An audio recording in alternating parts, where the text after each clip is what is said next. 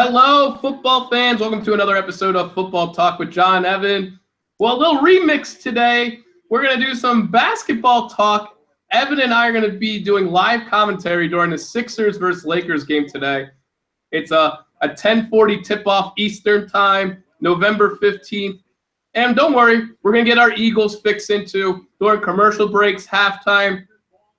If the game becomes a blowout, we're going to preview the Eagles-Cowboys game. Biggest game of the year up to date. Evan, this should be some fun. This is something different we're trying out. John, you know I'm a uniform guy, and one thing about this game right away, the Sixers almost never get a chance to wear their white uniforms anymore, and the Lakers are rolling out the jerseys. They are, I think, from Minneapolis. Their time is the Minneapolis Lakers. So, yeah, it'll be certainly interesting to see what goes. We just hit tip-off. Robert Covington has the ball, John. Robert Covington just signed that big 4-year extension. Yeah, you know what? I think it was about $62 million, and he gets the first bucket of the game, John. So, looks like he's earning that paycheck. I'm a huge Robert Covington fan, guys. I love the way he shoots the ball. I love his defense, but more importantly, he's just becoming more of a playmaker. He's definitely more comfortable, and he's playing like a man who's like within a system and really knows what he's doing. Oh, did you see who's on Lonzo? Ben Simmons was guarding Lonzo in the first Lakers possession, so that should be fun to watch. Oh, MB2, easy. 2 points, Joel Embiid, John. What do you think about that? He's got a lot of moves down there in that post. I like him so much better, as does most people, when he's out in the post, being aggressive there, as opposed to, shooting outside jumpers so much. So I think he's so skilled that you really want him down low, and it looks like the Sixers are doing more of that. Dario's struggling a little bit this year. Ooh. Yeah, Sarge is still feeling himself out. I mean, he's obviously 5th or 6th most important player on this team. Sarge just has to figure out his role in this team. I mean, it's still very early in the season. Good find by Simmons to Redick, but Redick just can't knock it down. But Redick's been shooting well this year. He's shooting 40%. Horrible turnover by Lonzo. John, I think your game is a little like a second or two more in than me. So, you're telling me what's about to happen right before it happens. That's funny. I think it's funny. I don't think there's anybody – remember how big the debate was 2 summers ago about Ingram versus Simmons? And I don't think there's anyone anymore who's who thinks they'd rather have the only sort of debate was if I just got done saying I don't want him shooting threes and he just hits one. I really don't. The debate, Sean.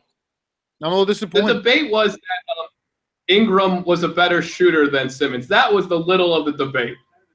Well, apparently Hinkie was on team Brandon. Oh Ingram. My gosh, Simmons just made Lonzo Ball look so bad on defense. That was great. But Lonzo comes back with a nice dish of his own. Okay.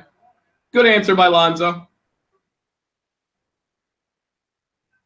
You can see they're doing a lot of help defense with Simmons on Lonzo. That's a clear mismatch, Ben Simmons and Lonzo Ball. I mean, you can't blame Lonzo. When he just hit his first 3-pointer of the game.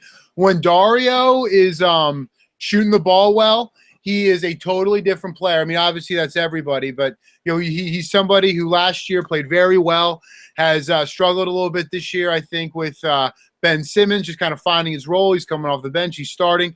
But there have been a couple of days where he shot the lights out, and when that happens, he's an incredibly effective player for this team. But he does, even when he's not shooting the ball well, I do think Dario brings a lot. I thought he covered Blake Griffin very well on Monday night against the Clippers. And, his 3-point play are a big reason why the Sixers are up 12-4 right now, taking it to the Lakers, Sean. And the thing is, Ben Simmons is such a mismatch for so many teams. I mean, he's a 6'10" point guard. I mean, your average guard is 6'3", 6'4". I mean, that's such a mismatch for anyone. And if you put a 3 on him somewhere else, I mean, that give and go was awesome. Having a 6'10" point guard just creates so many opportunities for the Sixers. And you really got to plan for it if you're the other team. And John, what makes me so excited about Ben Simmons is he doesn't shoot the ball well from the outside, and teams know that, and they've been sloughing off. And Brandon Ingram comes up with a nice and one there. I guess second drive to up. But yeah, Ben Simmons, teams are sloughing off him, and they're trying to take away that drive. And Ben is so athletic and so creative around the rim.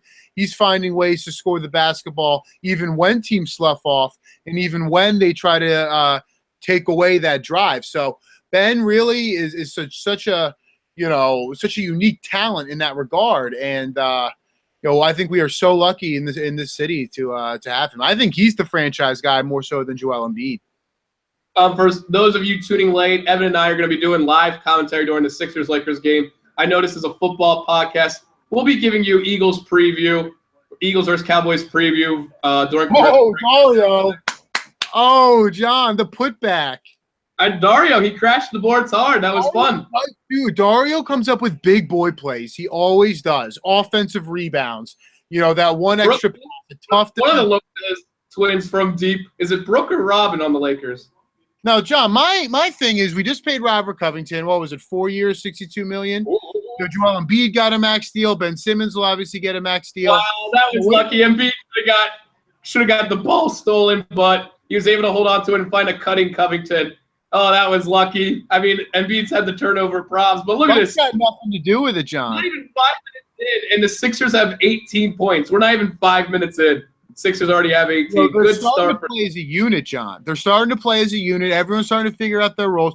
Early in the year, obviously we're still very early in the year, but I think, the first 3-4 games of the year, the couple they lost, and when they started this win streak a little bit, they were so talented they were getting by, but, they were very clearly not playing within themselves. And, you look at them right now, and they're really starting to figure out each other's games and each other's roles. And we're really only, what are they, 7-6, 13 games into this season, and they're really starting to click. So this is a team, John. You were mocking me about the 5th seed, John. We're in a commercial break right now. What do you think right now after 13 games? I mean, I still think they're a 6 seed. I'm not a 5 seed yet. Oh my God.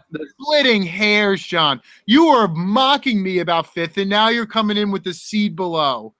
Have some pride. Have some pride. I'm looking right, but I'm looking pretty good right now, John. This is a dang good basketball team. I'm so scared to take that leap because at the end of the day, it's all health. I mean, Embiid's health is so huge. Oh, yeah, no, I don't think you were not saying it was all health, John. All health. No way. You were on this podcast saying they were like the 8th best seed in the East. Yes, the is huge, but you know what, John? I mean, right now he's healthy, and he's healthy until he isn't. It'd be one thing if he was like laboring through the first couple, games this season. Constantly taken out because of injuries. And he has taken some hard spills, some hard fouls, and he is, he's looking pretty good right now, John. Obviously, we're only an 1/8 of the way through the season, so you never really know. But right now, he's healthy. Right now, Ben's healthy, and they're looking very good, John. They're looking very good. This is something Evan and I are trying out, the live commentary. We have 5 people watching in right now, so this is something Evan and I wanted to try out. Viewers, this is just not a show for me and Evan. Comment. Tell us what you think of the Sixers-Lakers game. Is there any basketball topics you want to talk about? Is there any sports topics you want us to cover? Send us a message in the chat box. We want to hear from you. We're talking NBA. We're talking NFL. Evan and I are sports fans. We'll talk anything. I mean, the Phillies hired a new batting coach. If there's any baseball people out there, I'll dabble in some baseball too. I mean, this is a 2.5 to 3 hour game. We have lots of time to cover and as many topics as possible. So viewers, send us any feedback you want. We'll talk about any sports topic you want.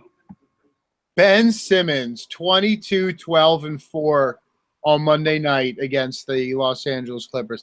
He is a dominant force right now.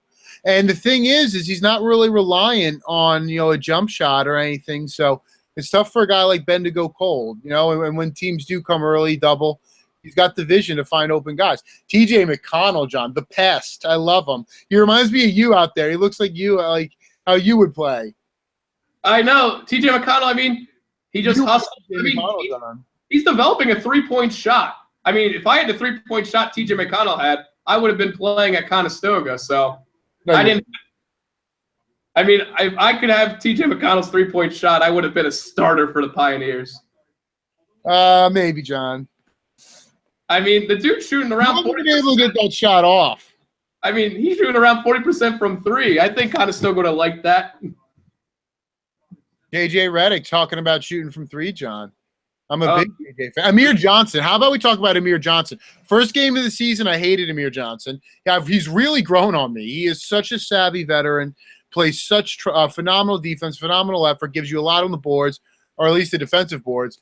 He's actually, he's a very traditional 5, but he can score the basketball a little. He's not going to step out and hit a jump shot, but he's a serviceable backup. The thing is, you have Rashawn Holmes and you have Amir Johnson who back up Joel Embiid. Oh my gosh, good move by McConnell on Lonzo Ball. But you'll have Amir Johnson will give you defensive minutes for Embiid, and you'll have McConnell give you better offensive minutes when he subs in for Embiid. So it's nice to have 2 backups. I mean, everybody wants the Sixers to just buy up Jahlil Okafor so he can just finally end the Okafor nightmare. Oh, nice block by Amir Johnson on a driving Ingram. And JJ with the pop-up 3. Can't get the fall. But this is an interesting time for the Lakers. They have their starters in, and the Sixers don't have Embiid. And so this is LA's time to maybe get back into this game. Well, you know what, John? The Lakers are still a very good team, and they absolutely do have a lot of time to come back. They're in the West, much harder conference to win in, but they've got talent. They've absolutely got talent. Brandon Ingram, like you said, shoots the ball very well. Lonzo Ball has had some struggles shooting, but has also shown a lot of versatility. I think he's had at least 1 triple-double so far this year. This Lakers team, Julius Randle's another one who has played well at times. They have one of the Lopez twins, Rick or Blake. Is it Robin or Blake Lopez? I think. Oh, Brooke. Oh, Simmons the dunk. Oh, missed dunk. Brooke is on the Lakers. Which Brooke? Oh, Brooke Lopez? Yeah. The thing, though, the one bright spot for the Lakers this game, they're down 11, is Brandon Ingram looks good this game. Oh, my. Robert Covington. Covington has done such a great job this year. That's been kind of frustrating me. That's a walk. That's like 3 steps. I mean, I'll take it. The thing is, to the basket. I mean, that's one part of the game he didn't really have the last couple of years, and Covington's doing a much better job of driving to the hoop. Yeah, Ingram is finding his way to the paint way too easily this game. That's the mismatch. Brandon Ingram, he's coming out to play. He wants to prove that he was the best player in last year's draft. I think that's hard to do because Ben Simmons clearly is, in my opinion. But he's going to come out. He's a competitor, professional athlete. Brandon's going to, I think, play very well tonight. And I could very well see this being a duel of 1st and 2nd overall pick from last year. Even though, John, I was actually talking to my dad about this today, how interesting this game would have been had Markelle Fultz played. Markelle Fultz versus the ball. But you still get Brandon Ingram versus Ben Simmons, and both players want to prove that they're the alpha male in the 2016 NBA draft class. Ben Simmons at the free throw line, always an adventure. Ben Simmons, he shoots about 60% from the free throw line. Not something you want from your point guard. Oh, he missed both. I mean, that's something Simmons has to work on. I mean, he has his outside shots still questionable. You got to shoot better from the free throw line if you're a point guard. How do you score in life, John, as a professional basketball player, and you can't hit free throws? I mean, that's just today's basketball. There's so many young players that don't make their foul shots anymore.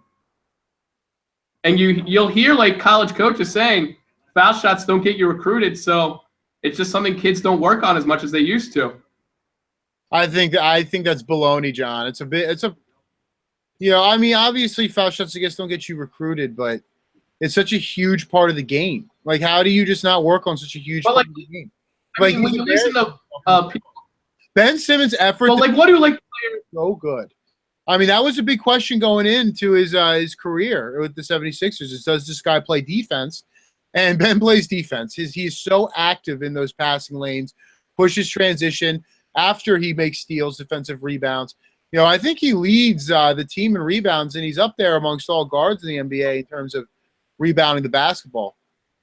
But what is something basketball fans that, like your dad or basketball fans, like my dad always say, that like in their generations, the players hit 75 to 80%. They don't do that anymore. Like the elite shooters do, like obviously Steph Curry and Kyrie Irving, they'll knock down 90% from the free throw line. But like it was commonplace when your dad was following basketball in his 20s, when my dad was following basketball in his 20s, these guys were knocking down 75% of their free throws. And the numbers have gone down since your dad and my dad were in their 20s. I guess, John. I mean, me and my dad haven't sat down and really talked about free throws, so I'm not entirely sure. Oh, it's my dad's biggest critique when we watch basketball together. He's always like, they just don't play basketball like they used to. Well, ooh, Amir Johnson, great defensive play. His second block. We have 6 viewers watching, and no one's given a comment yet. So remember, everyone, this isn't just Evan and I's show. This is your show, too. We want to hear from you. So you give us some feedback. Roll call. Yo, I don't know how I feel about these Lakers jerseys, John. I just don't know. I feel cheated that they're not wearing the gold. I feel like the Sixers have worn their away uniforms. They never wear their whites. I think this is the second time this year that they've oh man, turnover. And just like that, 2 buckets back to back, and the Lakers have a little momentum. Basketball in general and the NBA specifically is a game of runs. To assume the Sixers were just gonna, put their boot on the Lakers' proverbial throat is a little ridiculous. Both teams are talented, young, and have something to prove. So, the Sixers are, I think, the better team, both talent, coaching, and in wins and losses. But the Lakers are going to compete. They're going to get theirs. They're a team built for the future. I just don't think they're as ready to win right now. Julius Randle, I really liked him coming out of the draft. Great drive by McConnell on that steal. He just used his body to make sure the defender never got back. He made sure he had an open lane all the way to the basket. Great second effort by McConnell after the steal to make sure he got the layup as well. I love that play by McConnell. And then Ingram knocking down another shot. Ingram is having a good game. I'm telling you, Brandon Ingram is going to come to play today. It is 26-19. I believe it was a TV timeout. I'm not entirely sure. I don't have the volume on my television. But, this is a great game so far. Two very active, young, energetic teams that like to go out and push and make plays more athletically than in skill. This is a fun game so far, John.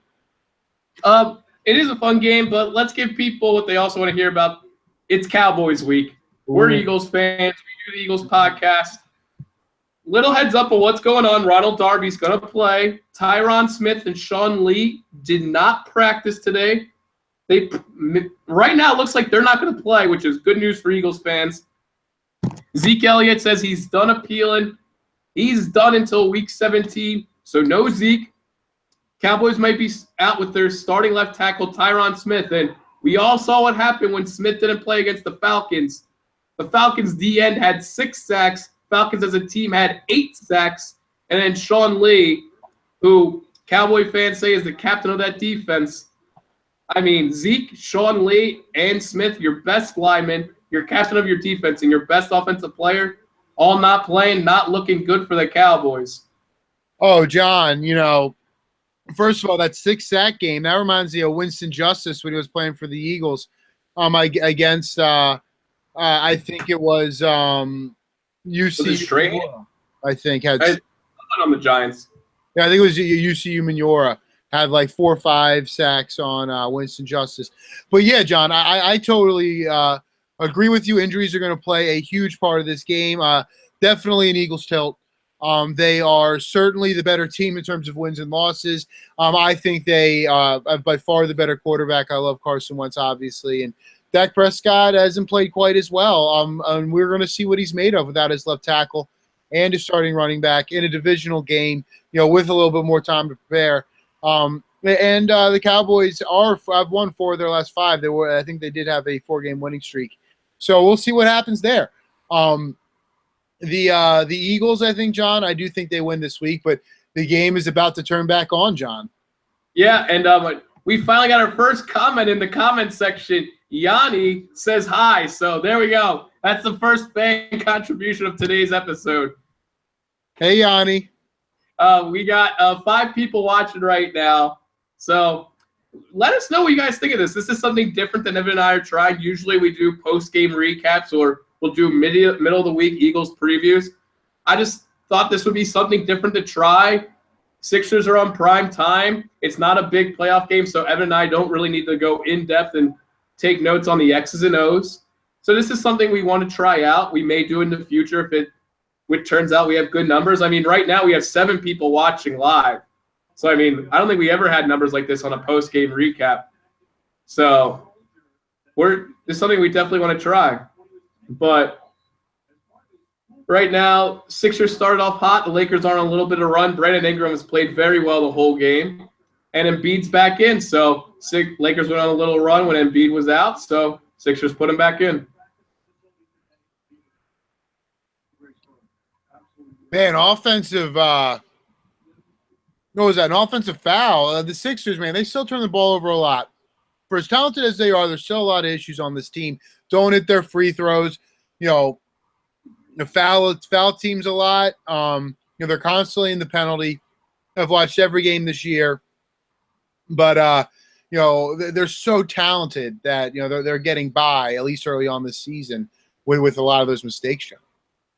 Yeah, interesting foul. I didn't see a foul on that play, but they called it. I want another look at this. It looks like they called that on JJ. I don't think that's a foul, but Caldwell Pope's going to go to line for 2, and Lakers just slowly chipping away, and all of a sudden the Sixers are only up by 2 possessions. But, I mean, it's a long game. I mean, we're only in the first quarter. Plenty of time for either team to make runs. No replay. I would have liked to see a replay on that foul because I didn't see one, but now they're going screen and screen. I don't care about the other games. I only care about the Sixers. But here we go.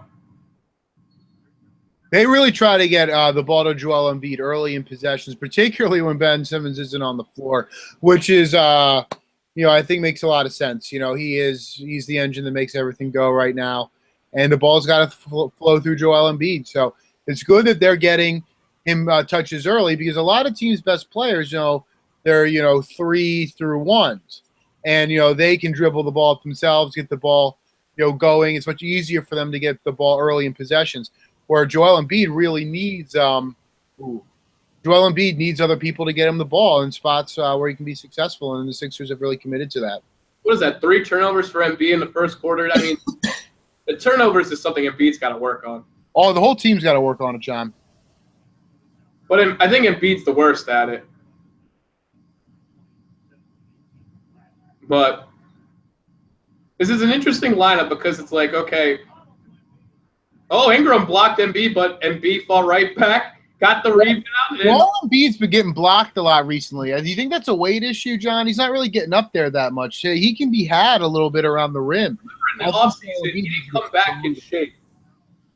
back in shape. I mean, Embiid, he hasn't played a full season at any level. He didn't play a full season in college. He only played 31 games in his 1 year he played with the Sixers. So Embiid, you always got to watch because he's never – Corey Brewer. I love Corey Brewer.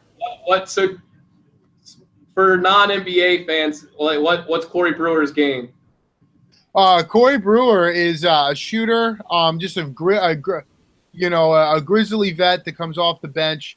He spent time in Denver before this. That's where I really became a fan of his game. And, he's somebody who brings valuable minutes at this point in his career. It's his first time in. I think he's just a scrappy overall veteran, the type of guy that's bought in defensively and knows his role. I honestly haven't seen him play a whole lot recently at all. I know he also spent time in Houston. Ooh, nice putback. Who's that? Was that Bogut? Yeah, that was a Bogut with the putback. NBA champion Andrew Bogut. This entire Sixers team, they move the ball so. Ooh, TJ. Sixers getting blocked a lot. Like when you and I play basketball, John, getting swatted. You getting swatted, I mean. Caldwell looking good these last couple of minutes. We are under a minute to go. The Sixers lead 29-26. TJ McConnell has the ball. The 76ers have the ball as they try to take a little time off this clock, the shot clock, and set up for one good look to finish the quarter. High screen by Joel Embiid. He's trying to get the ball. They move it to Justin. The good look was it Justin Anderson. I don't think that's a good look. You like that look, John? Was the good look. I don't think that's a good look at all. No, I was making a joke. Oh, funny guy, John Jankowski. But yeah, I think they settled there a little bit. Not a very efficient shot. High efficiency shooters generally shoot either 3-pointers because they're worth more shots in the paint. That's what makes James Harden so good, John. He's usually shooting 3-pointers or driving into the paint. And I just think settling with Justin Anderson on a deep 2 to end that quarter when Joel Embiid's looking for the ball, I don't think that's a good look. I think that's right there. That's being a young team. But we are at another commercial break. The Sixers lead after 29-26. Both teams went all runs. Both teams look good at times and looked young at times. And we don't have the stats in front of me, but it does look like Joel Embiid has put a few in to hit that 3-pointer early. Ben Simmons drove to the rack pretty well early. Dario Saric hit a 3, which bodes well. There are nights where he does not shoot well at all. Robert Covington, John, at least early on that first quarter, looked pretty good. Who do you think shined that first quarter? I think Ben Simmons. I mean, he didn't play that many minutes, but he was the clear mismatch. I mean, when Ben Simmons was on Lonzo Ball, that was when the Sixers' offense was really going. So we haven't seen Simmons play the last couple of minutes. I got the box score up. I'll give you some first stat lines. Sixers shooting 2 for 9 from 3, 48% from the field in general. They got 4 turnovers. Let's see. Embiid leads the Sixers with 8 points. Simmons has 3 steals. Embiid leads the team with 3 assists. Redick and Sarge both got 3 rebounds. TJ McConnell has 3 rebounds. For the Lakers, Brandon Ingram, 4 of 8, 11 points. 3 for 3 from the charity strike, 4 rebounds for Ingram as well. And 3 assists from Jordan Clarkson for the Lakers. So Ingram and Simmons, the 2 stars of today's game so far. Oh, absolutely, John. And that's very interesting. Both players drafted in 2016 NBA draft, number 1 and number 2, respectively. So, John, after that first quarter, who do you think you'd rather have, Brandon Ingram or Ben Simmons? Oh, Ben Simmons. I mean, just this option of a 6'10" point guard. I know I say that so much, but it's just fascinating watching the vision Ben Simmons has and how fast he can get up and down the floor. And at 6'10", and the way Simmons can get up and down, he can guard any position. He can guard the 1, the 2, the 3, the 4, the 5. And when you just have that defense versatility, and then you can find so many people on the court on the offensive side, I mean, he's just such a mismatch. I mean, Ben Simmons is such a special talent. You don't see players like Ben Simmons come through the NBA that often. So definitely Ben Simmons. Oh, I totally agree, John. I'm just happy you agree with me. Kevin Hart is at this game repping Philadelphia. Good to see him out there. There's a lot of celebrities. I'm seeing Floyd Mayweather, John. He looks like he's here. Love the money team. Love Floyd Mayweather. Very interesting, bedazzled Gene Jackson. Did you watch the Floyd versus Conor fight? Yes, I did. Where were you? Where did you watch that at? With who? My buddy's house in Phoenixville, John. The one thing I did like about the Floyd Conor fight, like I mean, we all knew that Floyd was going to win. It was just such a party atmosphere. Everyone had huge watch parties, so I thought it was cool. Oh, here you go, everybody. Lonzo versus Ben. Both are back into the game. That's the matchup to watch. Ben Simmons always in those passing lanes, always anticipating, trying to get steals, using his length and committing defensively. The Lakers, man, they get a bucket there. It's 29-28 Philadelphia. 11 minutes, 30 seconds to go in the second quarter. Justin, I don't know how I feel about that. Julius Randle matched up on Ben. So they switched up the defensive assignments. I mean, they had to. I mean, Simmons dominated Lonzo Ball in that first couple of minutes. So Julius Randle, the forward/center guarding Simmons, interesting. Well, he won't get bullied by Ben for sure.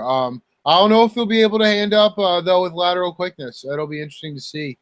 But, yeah, look at – if you watch, Julius Randle is a good 6-7 steps away. He's really giving space. Ben Simmons takes a little baby hook there, misses. Julius Randle bringing the ball up now.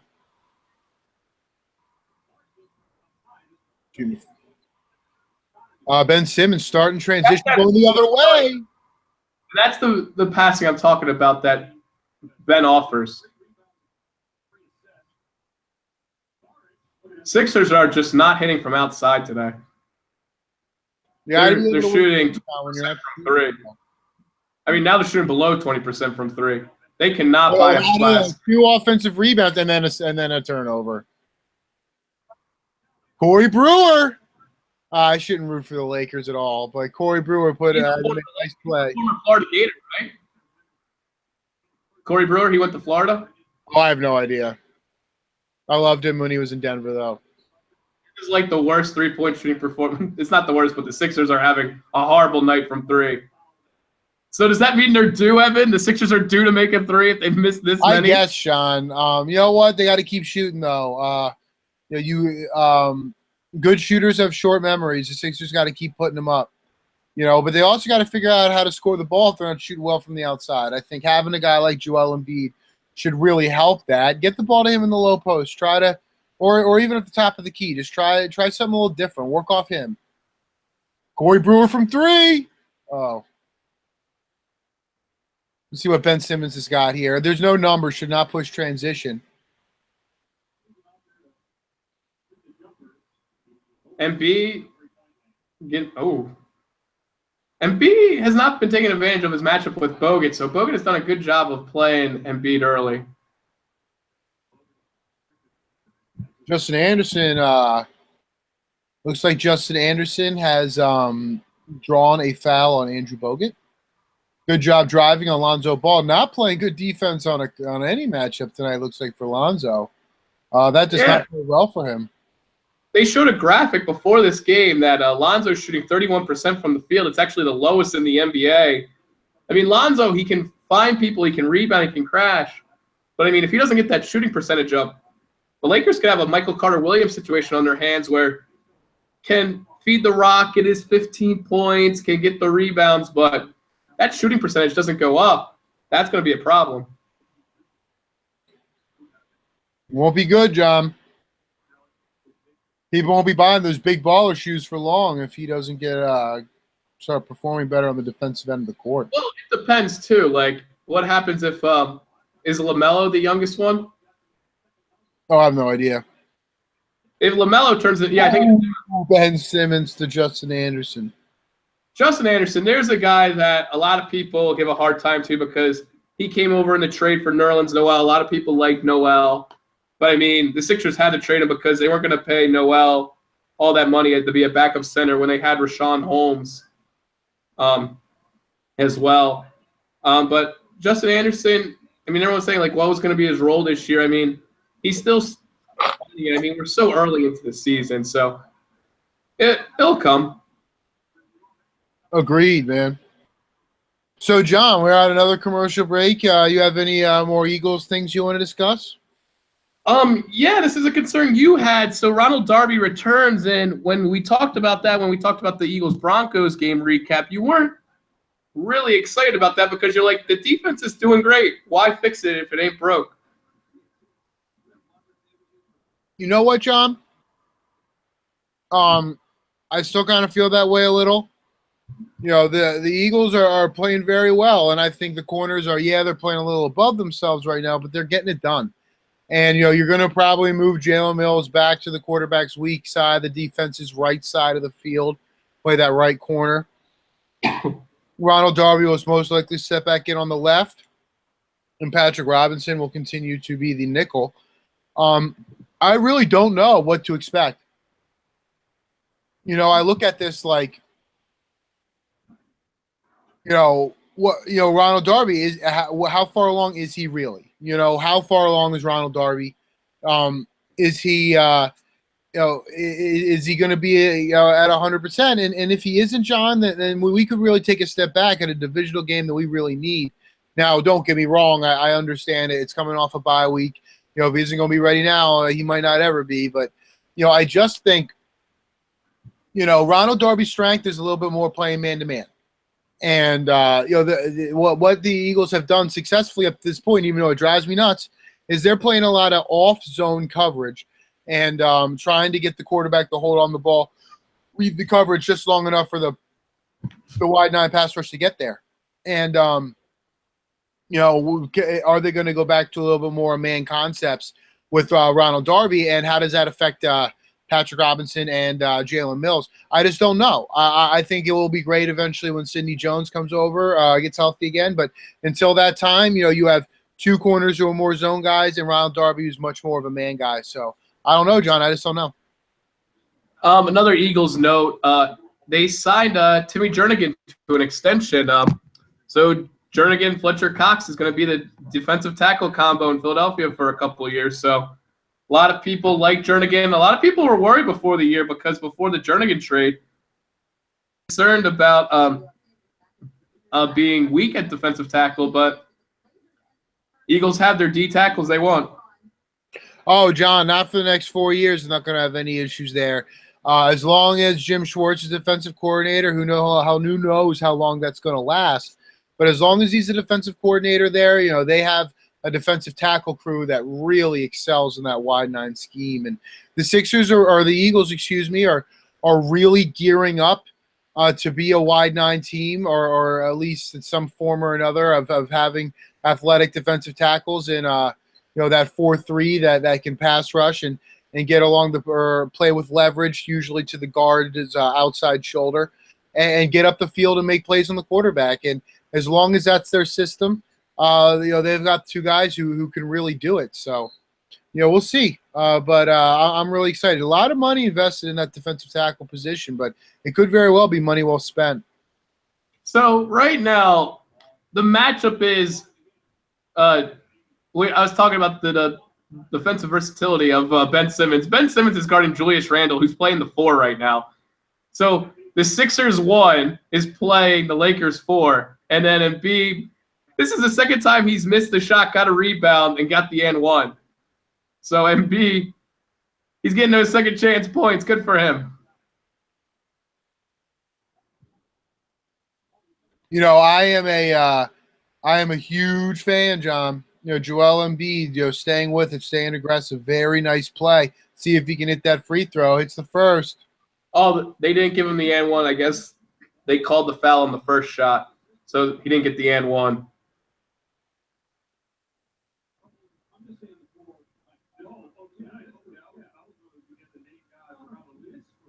Joel Embiid. It's funny. Embiid is a 7-footer, and he's one of the better free throw shooters in the NBA.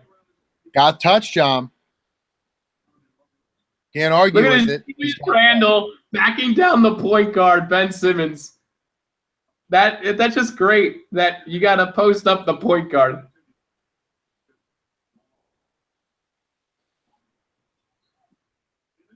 I love how he goes to pass and he gets fouled, so Simmons turns it into a shot. Are they going to count it? Is it going to be in the act? No way.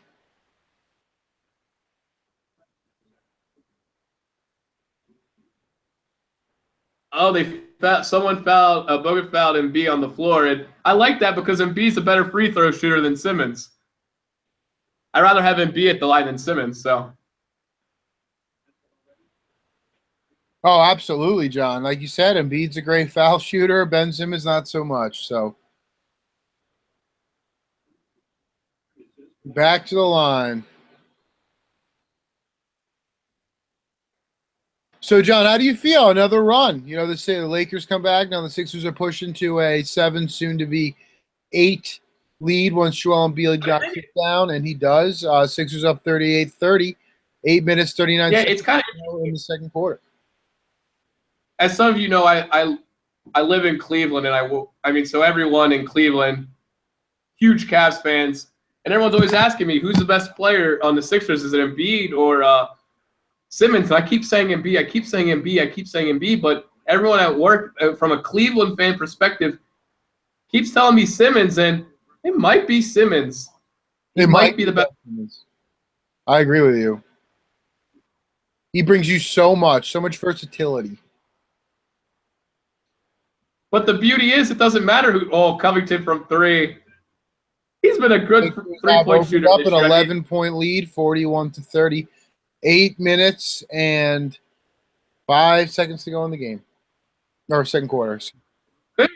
At this rate, Covington's going to be in the three-point contest at the All-Star break. I wouldn't be shocked. He could win it if he's feeling himself that night. He's really one heck of a shooter right now. Embiid takes his second three of the game and misses it. Do you think he shoots too many threes for a center? I think he does. I would like to see him not settle so much. I think he bails out a lot of people guarding him sometimes. I think advantage doesn't. You see that in today's NBA. Why does that's a bad turnover? But okay, it reset. Lonzo missed the three. But what advantage does it have when your center shoots a three? Like, why is it important? Well, what it comes on, and for first thing, when your center's setting up for a 3-point shot, the other team center usually has to guard him, leaving a lot more space in the paint for other teams or players to drive. So him being just out of that 3-point line really draws the other team's 5 away from the paint, giving everybody else just a little bit more space to operate. Now, obviously, what else does it do, John? It brings you one more guy who can shoot a 3-pointer. I mean, that's really it. You definitely lose. You also lose leverage too. The balance is a little bit more off. When there's really nobody in the paint, a little less space for people to move about around the perimeter. So, there's definitely going to be a plus. There's going to be a minus, and you're really almost conceding any real chance at an offensive rebound when all your bigs are kind of around the perimeter like the Sixers tend to be. Amir Johnson has now checked in for Joel Embiid, and he's not going to be hanging out around the perimeter at all. He will do everything a traditional 5 is going to do for you and do a dang good job for it. It's the reason why they signed him to an $11 million contract this offseason. Amir Johnson from the Boston Celtics, very, very solid signing by the Sixers. The type of signing that can really help this team in the short term and also in the long term, as Joel Embiid can learn a lot from Amir Johnson. Just the way he approaches the game and kind of how he has a little bit of that old man game to him. I think that can really benefit Joel Embiid moving forward, John. One thing that the Simmons mismatch with Lonzo Ball, it led to a TLC 3. On 2 possessions ago with the Sixers, Simmons was matched up with Lonzo Ball, clear mismatch. Help defense came. Quick pass to the wing found TLC in the corner. So this Lonzo-Ben Simmons matchup, the Lakers can't be doing it the whole night or they're in trouble. Wow, Lonzo somehow got that layup to fall. I don't know how that fell, Evan, but Lonzo got it to go. That was crazy how that fell. That was a prayer. Looking shot, John. That was a prayer that went in. 1 for 5 shooting for Lonzo Ball. That's back-to-back turnovers. That's back-to-back turnovers for the Sixers. What was the call there, John? I think it was 3 seconds on Amir. Look what happens. Embiid comes out and back-to-back possessions, the Sixers turn over. Like you said, Evan, game of runs. Absolutely.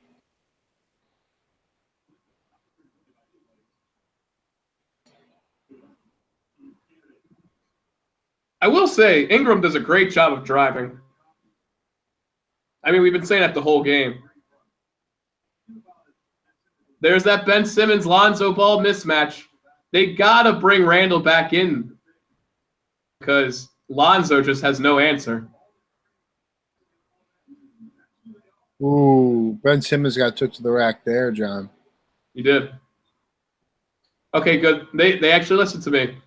I said Julius Randle's got to guard Simmons, and well, it looks like they're coming out in the zone now. Wow, they got a mismatch. Setting a pick for him in the high post.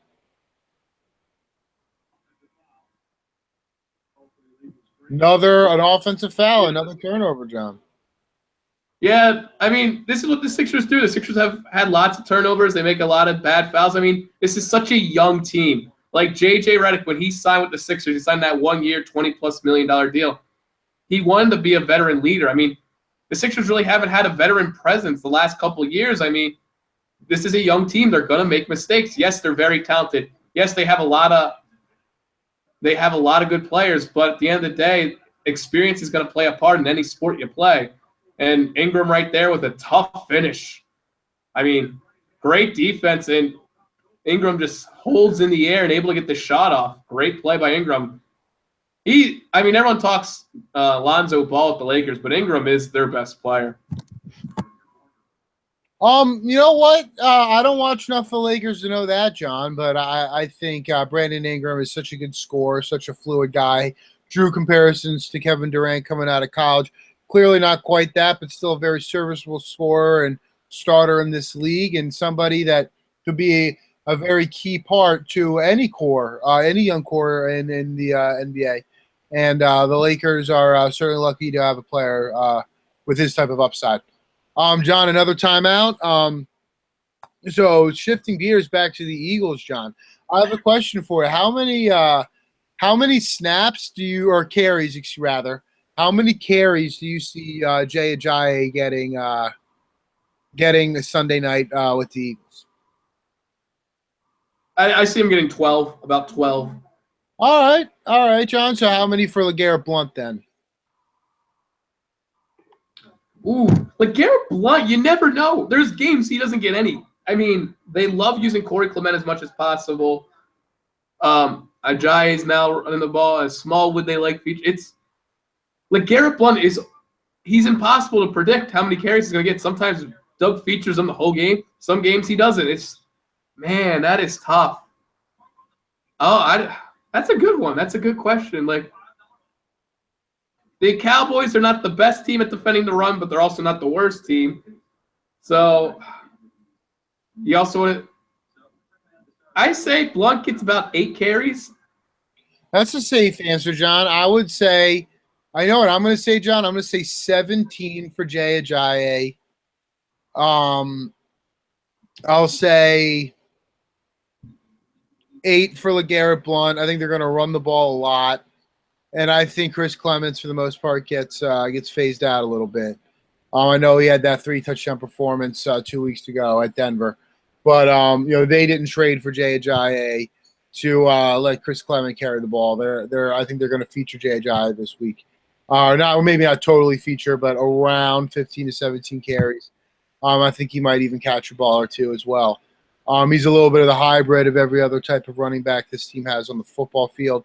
And he can do a little bit of all of it. He certainly can catch. He did that at Boise State.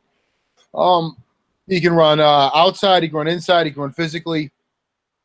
He can run like an athlete. So, I think Jay Ajayi gets a little bit featured this week, John.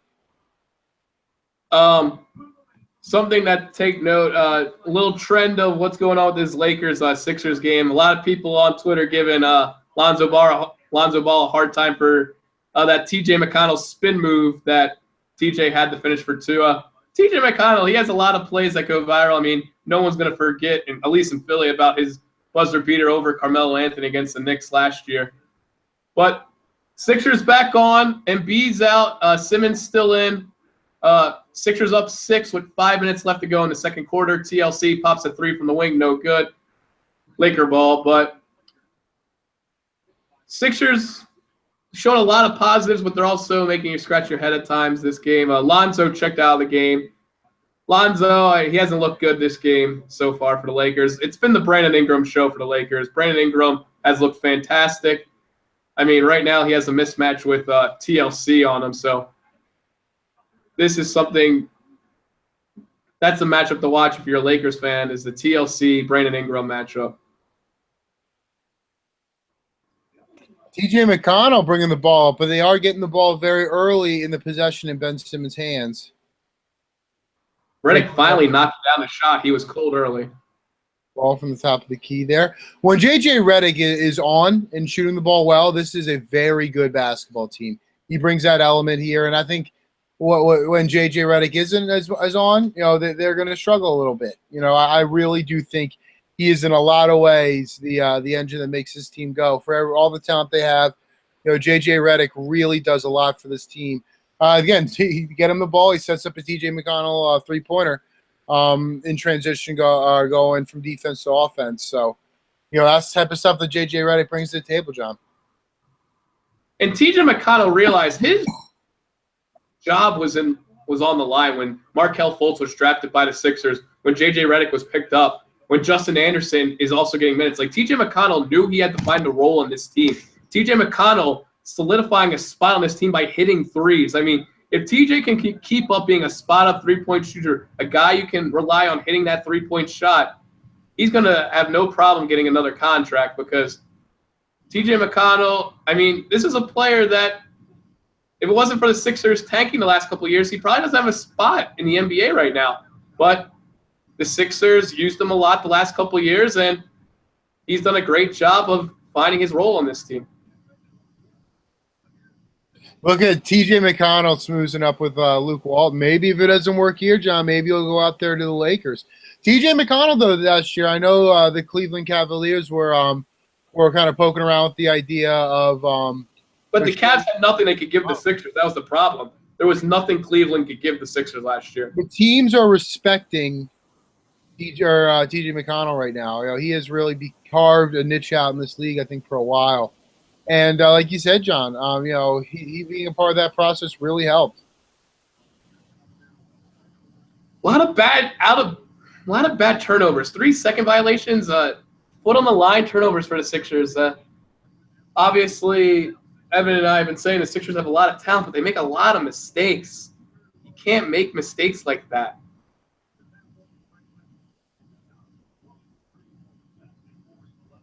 Embiid checks back into the game. That's not Caldwell Pope. I thought that was 0. It's 6. Oh, Clarkson fooled Embiid bad, but he couldn't finish. Ooh, let that go. I like that physicality by the Sixers left threatening them play. Oh. But you know what? Joel Embiid, in a lot of ways, he's starting to get a little bit of a superstar treatment. He's getting a lot of calls. I wonder what Clarkson did to draw a technical foul. Clarkson, he faked Embiid last time on the floor for the Lakers and couldn't finish on the layup. But after the Embiid got fouled by Brook Lopez, Clarkson did something that caught the ref's eyes. But JJ, I'm sure it was naughty words, John. This is a family podcast. We're not going to repeat curse words if there were curse words, but they haven't shown a replay of Clarkson doing anything. Gotta be kind of interesting if you're Jordan Clarkson. Lakers make such a big deal of drafting Lonzo Ball. Clarkson's kind of been the guard. I mean, they kept Clarkson and got rid of D'Angelo Russell. It's interesting spot for Clarkson. Joel Embiid knocking down his free throws early. I think that's very big because nobody else is going to consistently do it on this team. Well, J.J. Redick will. Robert Covington will too, but there's a lot of players on this team missing free throws, Sean. Joel Embiid, 13 points, 9 rebounds, 3 for 6 from the field. That does include a 3-point shot. Misses his second there. But putting his stamp on this game early, John. He's halfway to 30 for the most part here. They're not up single digits yet, the Sixers. So I mean they're not up double digits yet. So plenty of work to do. Travel. There you go, Evan. You love it when they call travels. You say travels never get called. There you go. There's a travel. I think it's. I don't know. I hate it when somebody's driving the net, takes 1 step, 2 step, and then kind of plants that 3rd foot and 2 foot and 2 foot jumps to slam dunk or something. I just think that's a travel. Joel Embiid getting his 15th point, assist Ben Simmons. That's going to be a lethal combination, John, moving forward. Yeah, it's definitely. I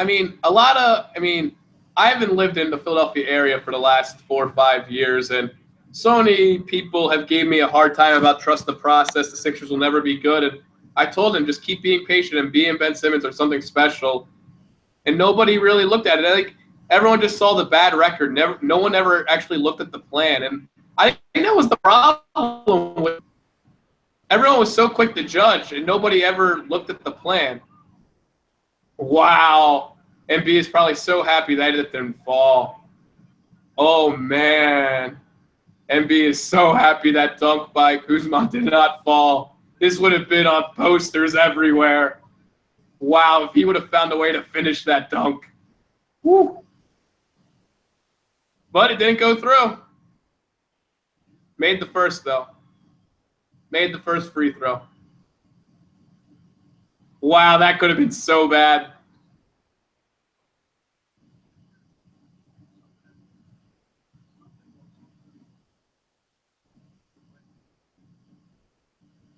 Number 0. I don't know. Would you ever want to wear number 0? Yeah, I'd wear in the NBA. I'll wear whatever number they give me, John. If someone wants to sign me in the NBA, or whatever number they give me.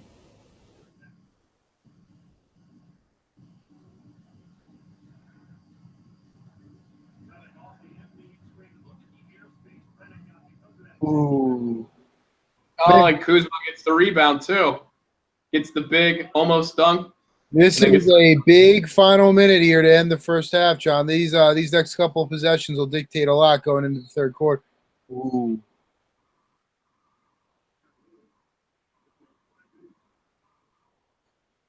Joel Embiid just bear hugged a driving Laker to the net. I think that's a common foul. I don't think there was anything flagrant about it, but there was a second there where Joel Embiid was worried they'd call something. So, no.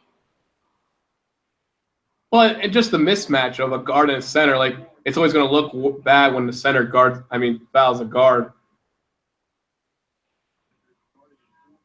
Yeah, Sixers were up 8, and all of a sudden, Lakers can make this one possession ball game before the half. That'd be huge momentum going into the second half. See Clarkson. Clarkson's another player, John, who's a very nice player out there in LA. There's a good young core for the Clippers. They're in a very similar position to the Sixers. There you go. Embiid knocks down the and one. Couple rough possessions for Embiid. He answers with the and one. He needed that possession. That's a possession Embiid just needed for his confidence. The Sixers needed going into half. Rough couple possessions for the Sixers. Simmons drives, find Embiid, mismatch because Brook helped defense. Oh, great. Sixers needed that possession badly. And Kevin Hart, the Philly native, happy about that. Oh, then they call it technical. It's the T. Oh, J.J. Redick, John. What did he say? No, TLC got the foul. Man, that's a dumb foul. Yeah, it was J.J. Redick with a technical foul. Oh, I thought they said TLC. My bad.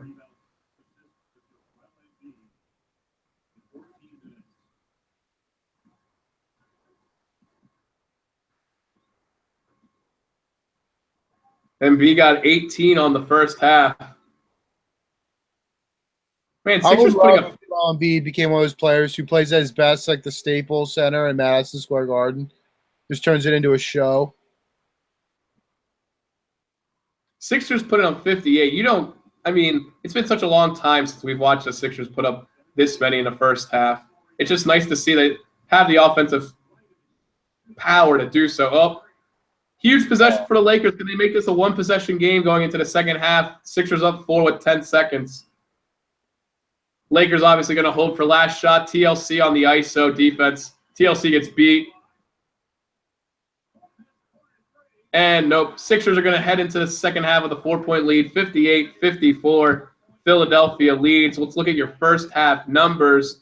Joel Embiid leads all scorers right now with 18 points. For the Lakers, the leading scorer is Brandon Ingram. He's been the star of the game for the Lakers. He's doing such a good job of driving to the basket. Ben Simmons, 4 points, 2 assists, 3 steals, and 1 rebound. But this game for Ben Simmons, this is a quiet game.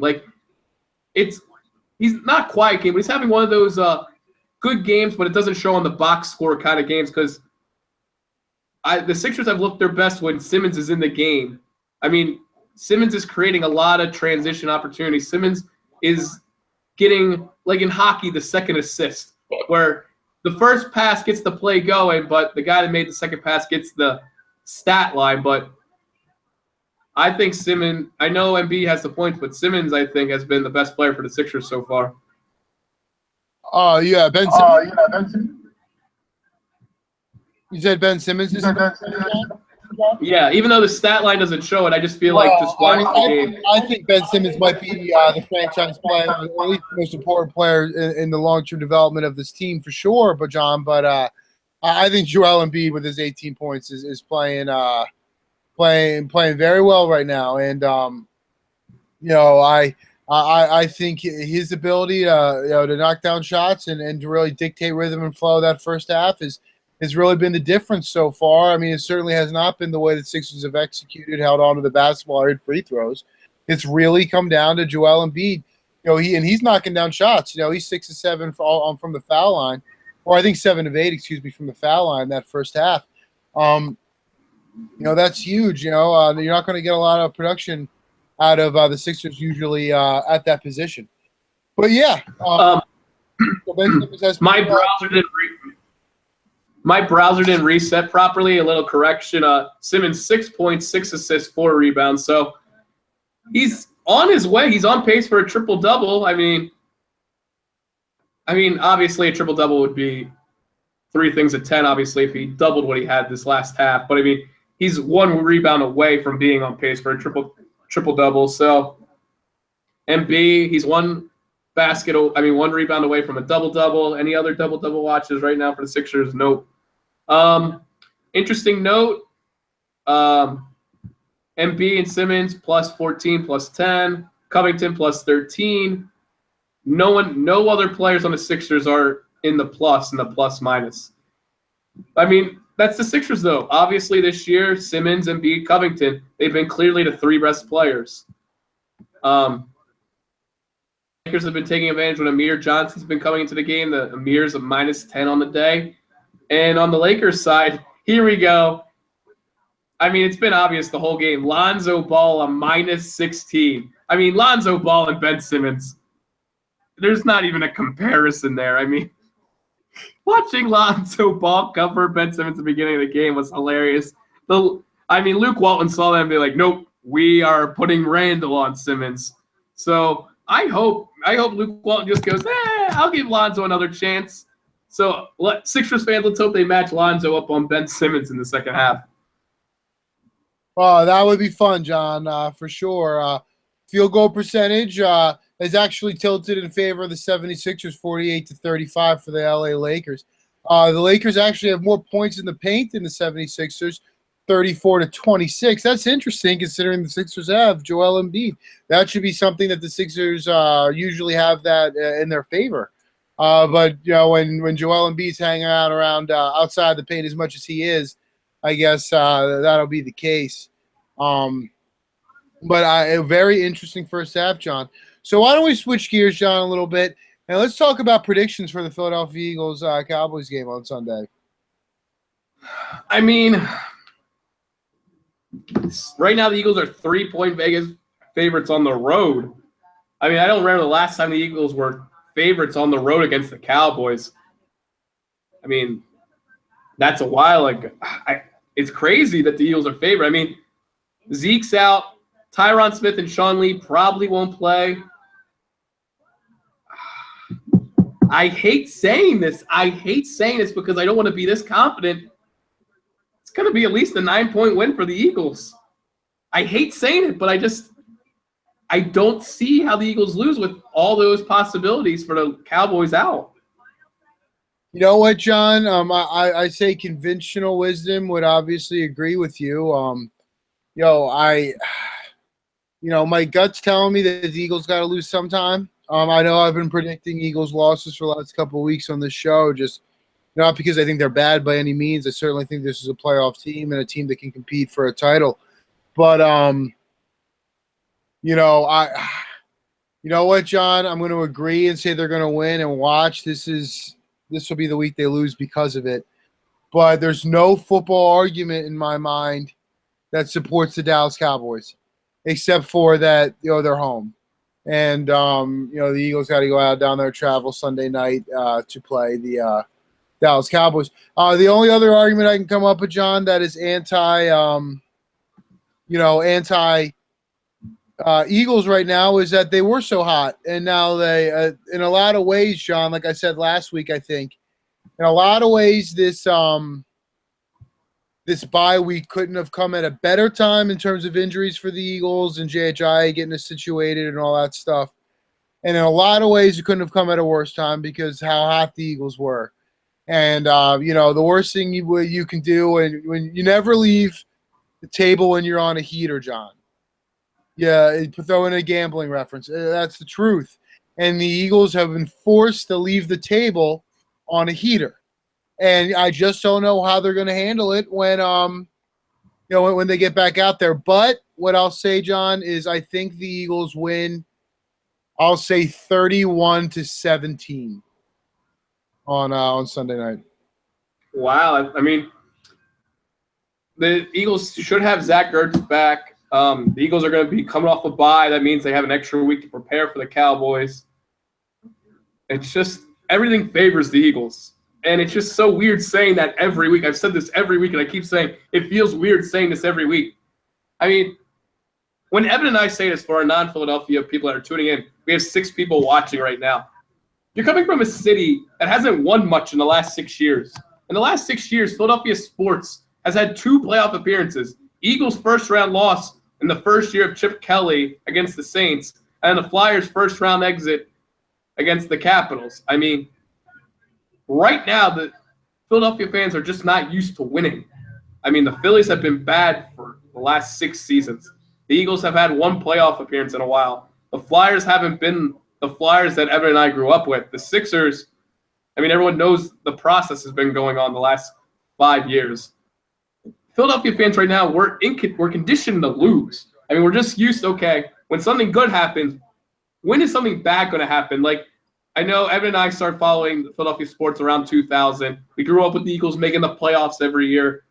But we always had our heart broken. The Eagles were losing in the NFC championships. Donovan was getting hurt.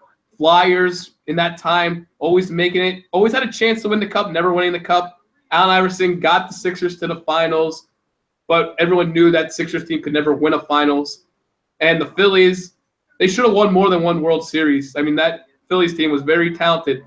So when Evan and I keep saying we feel weird saying it, it's just because as Philadelphia sports fans the last 17 years, things happen that shouldn't happen. The Bucks shouldn't have beat the Eagles in single-digit weather in the last game of the Vet, but it happened. The Phillies should have won multiple World Series with the talent they had, but they didn't. It's just we're just not used to winning as Philadelphia sports fans. I know people will say you had the World Series in 08, and that was incredible. But for the non-Philadelphia sports fans, that's why Evan and I are so cautious when we're like, okay, Zeke's out. Sean Lee's probably out. Tyron Smith's probably out. Eagles had a week to prepare. They're 8-1. They clearly are a very well-balanced team, but we're always going to have that thought in the back of our head. Yeah, but they're due for a loss.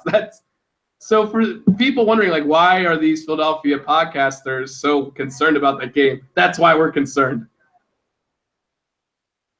Oh, yeah, John. You know what?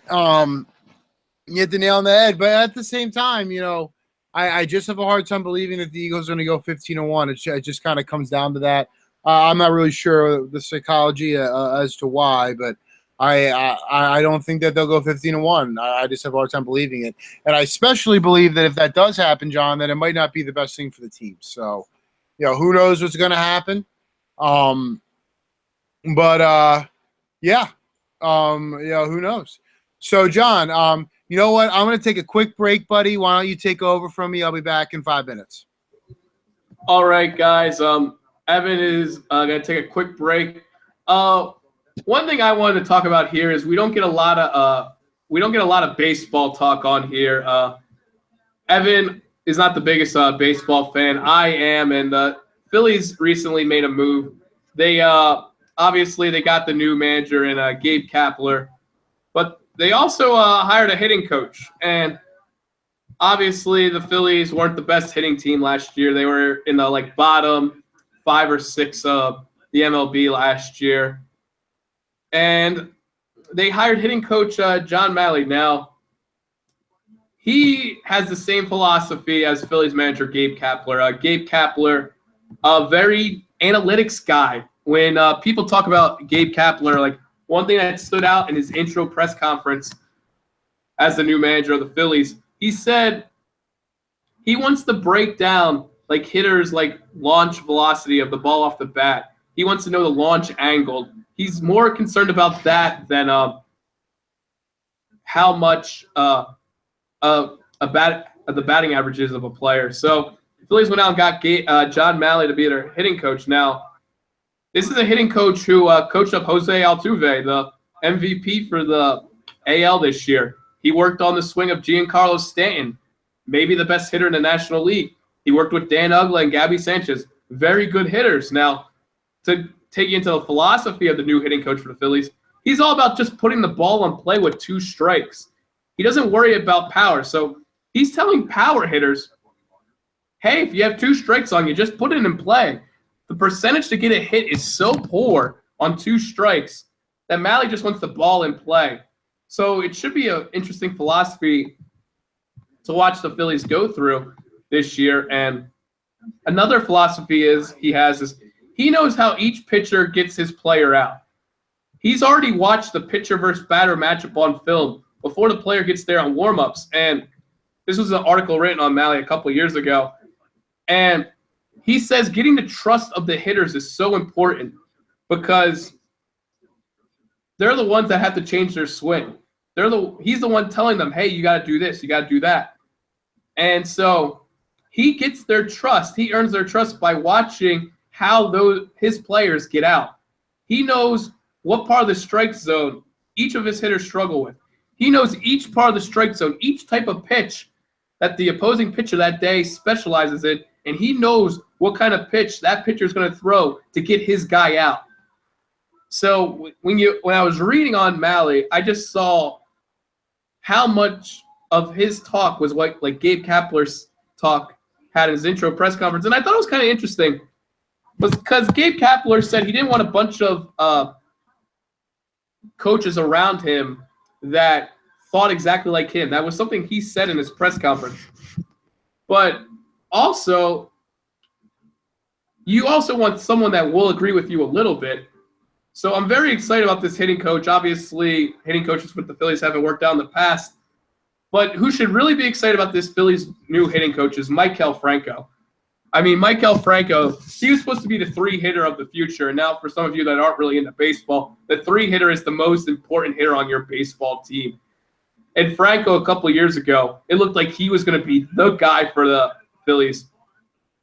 He had a huge stretch where he looked unstoppable. Sorry, I'm getting over a little bit of a cold here.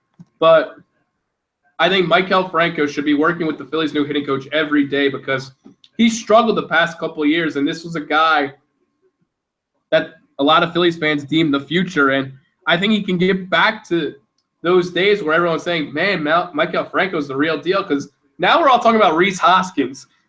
No one's really talking about Maikel Franco anymore. And if you can get Rhys Hoskins going, you can get Maikel Franco going, all of a sudden the Phillies have a couple of young hitters that make up a dangerous lineup. If you can have a good 3 and 4 hitter, I mean, the Phillies can maybe escape being the 5th best team in the NL East. It's been a struggle for Phillies fans. I mean, they go from 100-win seasons in 2011 and having the Big Four with Roy Halladay, Cliff Lee, Cole Hamels, Roy Oswalt to an 80-win season, and then Phillies have been bottom of the NL East, and it's been frustrating. So I just thought I'd get that baseball topic out of the way because we all know Evan's not the biggest baseball guy. And I was excited to break down the Phillies' new hitting coach. So it's something to be interesting. Thought I'd share the philosophy there. We're back in the second half. Lonzo Ball's checked back into the Lakers. 58-54, Philly leads in the third quarter. Embiid and Simmons on the floor. Covington, Redick, Saric on the floor. And B with the steal. That's nice to see from your center. Embiid brought the ball up. Now it's into we got the Ben Simmons-Lonzo Ball matchup. That's what I wanted to see. Simmons drove. Wasn't able to knock it down, though, so a win for Lonzo there. Forces the miss. And Ingram tried to find Brook Lopez, and Lopez gets fouled. Lopez is going to go to the charity stripe to hit too, but Lopez is not happy he wasn't able to finish, so see if he can knock these down. This would make it a one-possession game if he knocked down at least one at two. Lakers have been slowly chipping away at the Sixers' lead. At one point, the Sixers had an 11-point lead, but the Lakers came right back in. Sixers had their biggest lead of the game early, and then Embiid checked out of the game, and Lakers lit on a little bit of a run. Lopez knocks down the first one. Evan, not much you missed. I just talked about the Phillies' new hitting coach, so I spent your whole time away talking about the Phillies' new hitting coach. So you were finally able to get that in, John, without me ruining your spot. So, Sixers are back at it. Get the ball to Joel quick in the post. Fading away. Sometimes I think he's settling. I don't know how you feel, John. I want to see Joel Embiid get aggressive. Ben Simmons now has the ball. Getting the ball quick to Joel Embiid up top. Again, that stretches out Brook Lopez. And Ben Simmons by himself in the paint draws a foul. That's the advantage of Joel Embiid being out around the perimeter. It just opens up space for other people getting matchups and one-on-one situations in the post, and that's something that Ben Simmons can take advantage of all game long. Good. Simmons made a free throw. Free throws have been such an adventure for the Sixers this year. I mean, remember everyone was freaking out because Markelle Fultz all of a sudden can't hit free throws. Everyone's like, what is going on? Oh, man, it's always something with the Sixers. Ben knocking both down. That's very big for this team. I mean, Ben Simmons on the year is a 60% free throw shooter. Something you don't want from your point guard. Nice shot. That was tough. Good knockdown for the Lakers. Oh, what a feed by Embiid to Simmons. How does a center have that vision? Wow. Joel Embiid, very polished player, John. That Embiid-Simmons combo that Evan was talking about is so deadly. And I mean, we've been watching them the whole year, but I'm still fascinated by the moves Embiid and Simmons make together.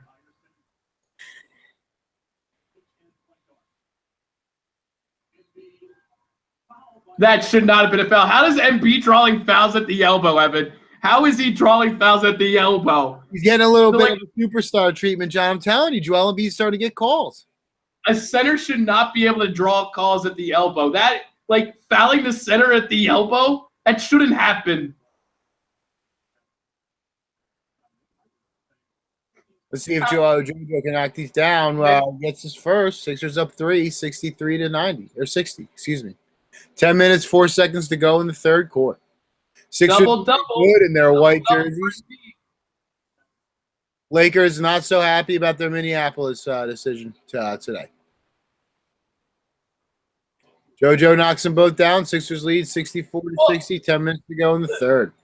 The Minneapolis uniforms at least is a good reminder to all the fans out there why they are called the Lakers. Oh, absolutely. I don't dislike the jersey per se.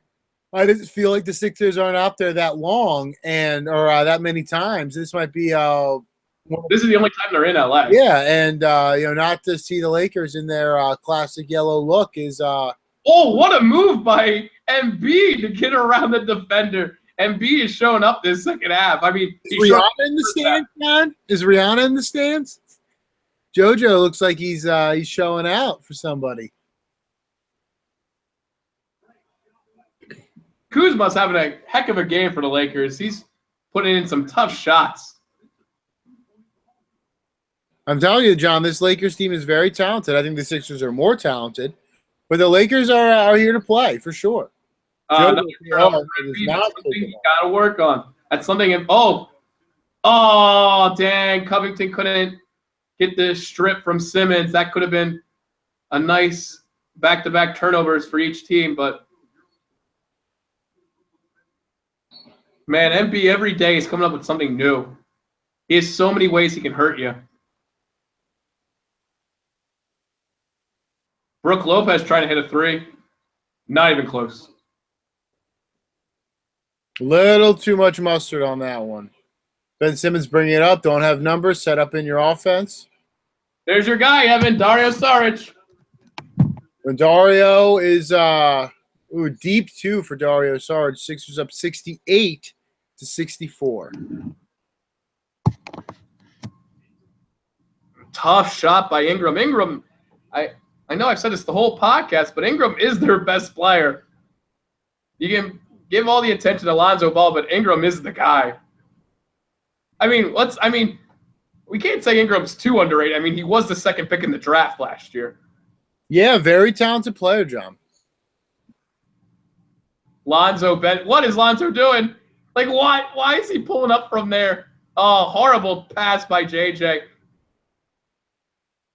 And Lonzo, why is Lonzo keep shooting? Shooter's got This is so bad. This is Michael Carter Williams all over again. Like, I see so much of the Michael Carter Williams and Lonzo Ball. JJ, right? Finish. What do you think of that comparison, by the way, the Michael Carter Williams and the Lonzo Ball? What? What do you think of me keep on comparing Michael Carter Williams and Lonzo Ball? Do you agree with that comparison? You know, I see the similarities, Sean. I absolutely do. You know, I honestly think Michael Carter Williams right now is a better rookie than Lonzo Ball is. So, you know, Michael I think Williams Lonzo got the name. I think Michael Carter Williams had the hardware. Now, obviously, shooting's going to be a struggle for Lonzo Ball, but he can find the open man. He can play a little defense. He does get to the basket to get the rebound. What do you think he needs to get his shooting percentage up to be serviceable, where you can actually play him constant minutes? Like, if you're a Lakers fan, where do you want to see his shooting percentage at? Because right now, 31, you don't want, like, that's something you don't, like, where does he need to get that shooting percentage up to? Oh, man, John, you know, I would say, you know, for him to really be, you know, worthy of the praise he's gotten and the hype he's gotten, he's got to. Not worthy, just a starter, just a decent starter. I'm not even saying a superstar. Around 40%, John. Does that sound about right to you? Okay, so Lonzo's goal this year is to shoot 40% the rest of the season. That should be his goal. Yeah, somewhere around there, John. I think he's settling. You know, he's taking too many outside shots. I totally understand the idea of, you know, shooters keeping shooting or shooters working through funks, but I don't. I think he needs to totally work on his mechanics, and I just don't see him as a shooter right now. I think he needs to work on it. You know, but I don't think he has the athleticism Ben Simmons has to kind of work around that. So I don't know about Lonzo Ball, John. I don't know. Oh, here we go. We got more comments, Evan. I know this is going to be a little off topic for you.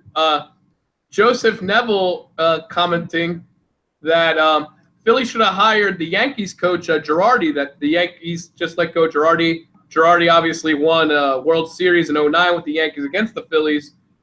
But it goes back to the old thing: is Girardi actually a good coach, or did he have, manager, or did he just have the Yankees roster around them all the time? He's kind of an old school baseball guy. Gabe Kapler's more of the new analytics. So I know a lot of people did want Girardi, but Kapler's outside the box. So I think I'd rather have Kapler, but Girardi would have been like the safe bet kind of thing. But would Girardi have been good without that Yankees payroll and lineup? So that's a comment from Joseph Neville. Thanks for commenting, man. So, how many live views do we have right now? We have 5 people watching at home. I know my dad and Uncle Bob are watching. So hi, Dad. Hi, Uncle Bob. I know they're watching. I want to hear where people are from. Why doesn't everybody watching go ahead and comment where they're from, and let's see if we can find some common ground with some people here. But game's back on. TJ McConnell and Lonzo Ball. TJ McConnell's got to be so happy. This is time for TJ McConnell to get some spotlight. He's not a primetime player, but he gets to go one-on-one with the media darling Lonzo Ball. This is something going to be fun to watch just as a basketball nerd. Okay, TJ, you got the rock. You got guarded by Lonzo. Let's see. Oh, bad turnover by Embiid. Man, Embiid with so many turnovers. I mean, he is very talented, but it's something he's really got to work on. Plays very good defense. Ingram, man, he's been making tough shots the whole game. Lakers got something in Ingram. They should build the team around him. Like, I know everyone's going to talk Lonzo Ball, but build this team around Ingram. Nice. I mean, Embiid just dominating the paint. What's he at, 22 now, 24? 26, I believe, John. 26. He had 32 the other night in the win against the Clippers. Same building, just the court design's different. Good rebound by Kuzma. Kuzma's having himself a game. And Lakers hanging around. I mean, only a 4-point ball game for the Sixers. I mean, we keep saying the Sixers have been not playing them and making nice moves. Oh, the Sixers, I mean, it's not the Lakers are playing well. The Sixers have been hurting themselves so much. So many turnovers. I mean, the Sixers have turnovers galore this game. Rashawn for the first time. How many turnovers do they have? The Sixers with 13 turnovers. That's ugh. And it's like well-distributed turnovers. Redick with 2, Covington with 2, Embiid with 2, TJ with 4, Amir Johnson with 2. Now it's a 1-possession game. 2. I mean, when you make 14 turnovers, the other team's going to stick around. The point guard with the hook shot. It's so funny having a 6'10" point guard. Oh, Lonzo for 3. He missed again. Man, Lonzo Ball, he cannot shoot at all. That's the obvious statement of the day. Ben Simmons, 6 points this quarter, 12 points. I think 6 rebounds, 9 assists. Very good, good numbers there for. TLC with a little dribble shoot. I don't like a lot of these long-range 2-point shots, John. Not very efficient. What do you think of TLC? I think he's a nice player. I certainly see the up-end ability. Certainly a nice player, potentially coming off the bench for this team. I don't know how much I buy him, being, kind of the go-to guy when Ben. How did that go? Wow, right when everyone was bringing him down, TLC with the beautiful spin move to find 2. How about that, Evan? Maybe we should just start breaking down non-star players and hopefully they just make more baskets like that. Man, Kuzma again. He's having himself a game.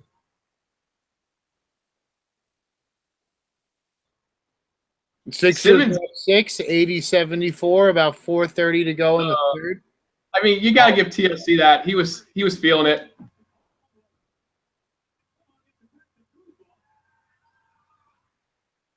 How did Lakers just put up 4 shots and none of them went in? Oh, and Simmons. Oh, it should have been a turnover for Simmons, but foul on the floor on who? No, timeout. Timeout.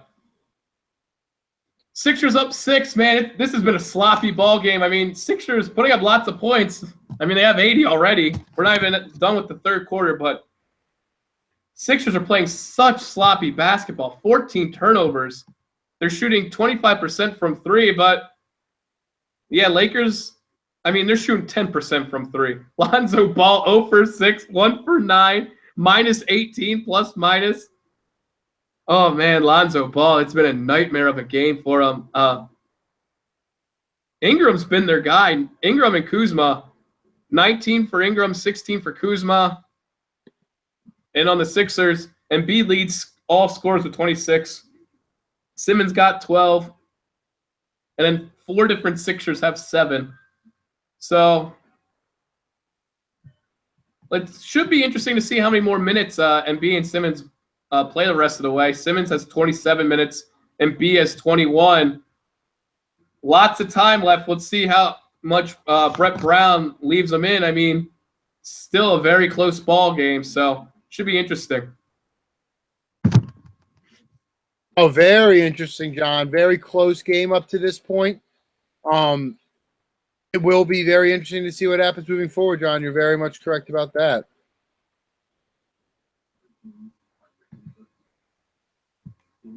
But so far, it's just, what do you think is with the turnover problem? Is it just that it's a young team? Is it just they play such transition basketball? Like, what is it? Well, the 76ers and turnovers? Yeah. Well, I think it's a combination of a lot of things. First of all, John, you live by the sword, you die by the sword. When teams are aggressive, when they're athletic, they're going to push some transition, try to find numbers games, and so that's going to lead to turnovers. On top of that, John, I would say age is a big issue with this team right now. They're just not quite sure when to press, when not to. That's going to take some time. And then a lot of it, John, is just cohesion. A lot of times, maybe they are making the right pass, maybe somebody is making the right decision, but they're just not in the right spots, and they just got to get to know each other a little bit better. And I think all that plays into the turnovers right now, John. Yeah, this wasn't going to happen overnight. Like, Embiid and Simmons have never played together. Soon, Markelle Fultz is going to come back to this team. J.J. Redick's new to this team. It wasn't just going to be a quick fix overnight. And I know everybody wants a quick fix. I wanted the quick fix too, because we've dealt with so many losing seasons.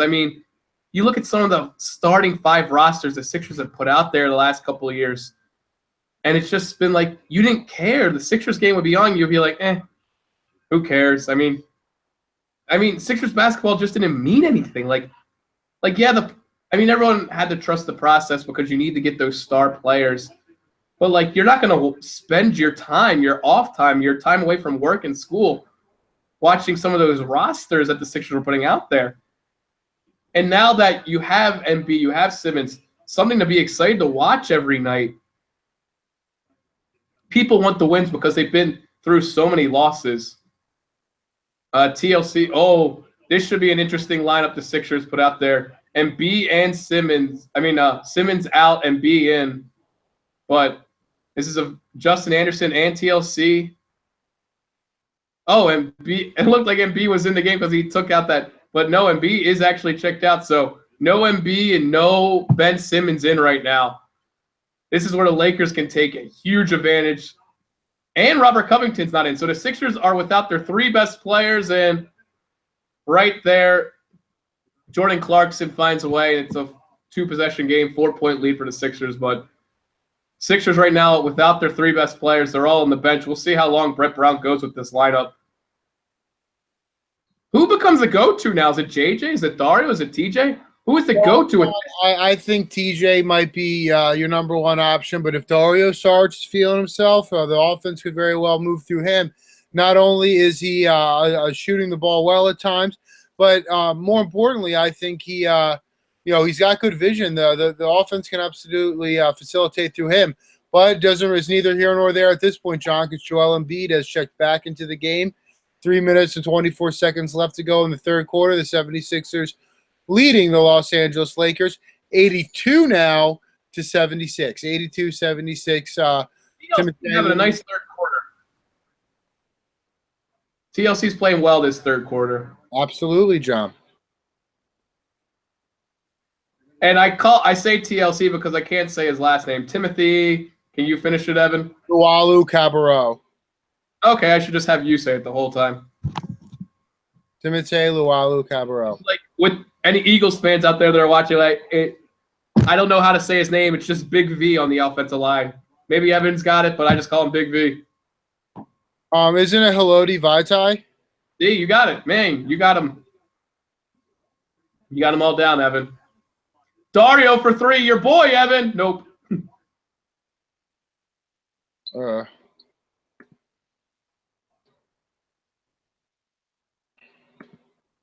But this is a Sixers team. Like we said, so many roster moves. It's so early in the season. They got to figure out who clicks with who, what lineups work. You still don't know. Man, Ingram makes a tough drive, and Embiid falls to the ground, and Ingram finishes. Ingram has a lot of tough finishes. Ingram, again, he's showing out today. Obviously Ben Simmons is around. Another turnover. A little miscommunication between TJ and Embiid, but these turnovers, it's got to stop. That's 15 on the day. I mean, the Sixers might be 20 turnovers by the time this game ends. Turnovers, and they're still winning. That's the crazy part. I mean, I know the Lakers are shooting 10% from three, but 15 turnovers. They got to cut that down. They're averaging 5 a quarter. Sixers, again, that's something that has haunted this team all season, John. And they have absolutely allowed an inferior Los Angeles Lakers team to hang around. This happened last week in Sacramento as well, I believe last Wednesday or Thursday. Well, the good thing is, like, no one on the Sixers have been able to make threes, so you're hoping someone catches fire soon. Justin Anderson, maybe is that guy. Nope. And now the Lakers can take the lead. They're only down 2.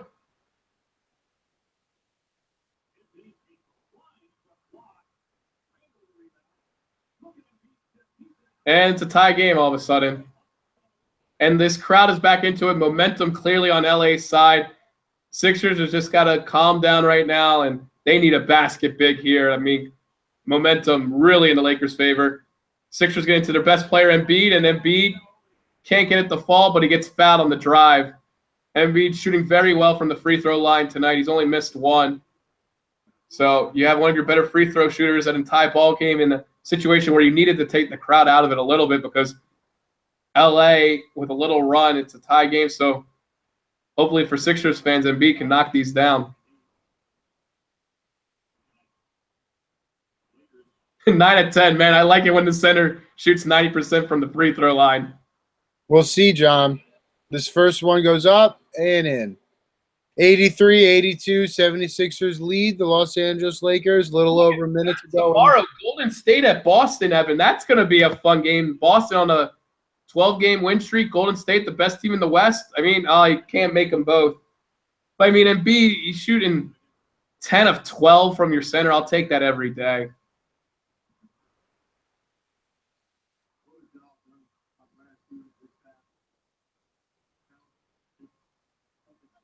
Lakers can take the lead on this possession. Sixers only up 1.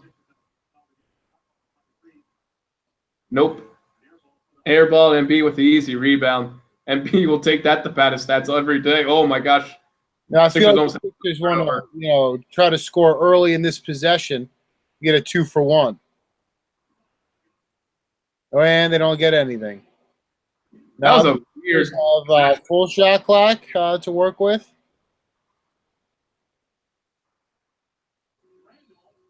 And Embiid, who are they going to call that, Embiid or Saric?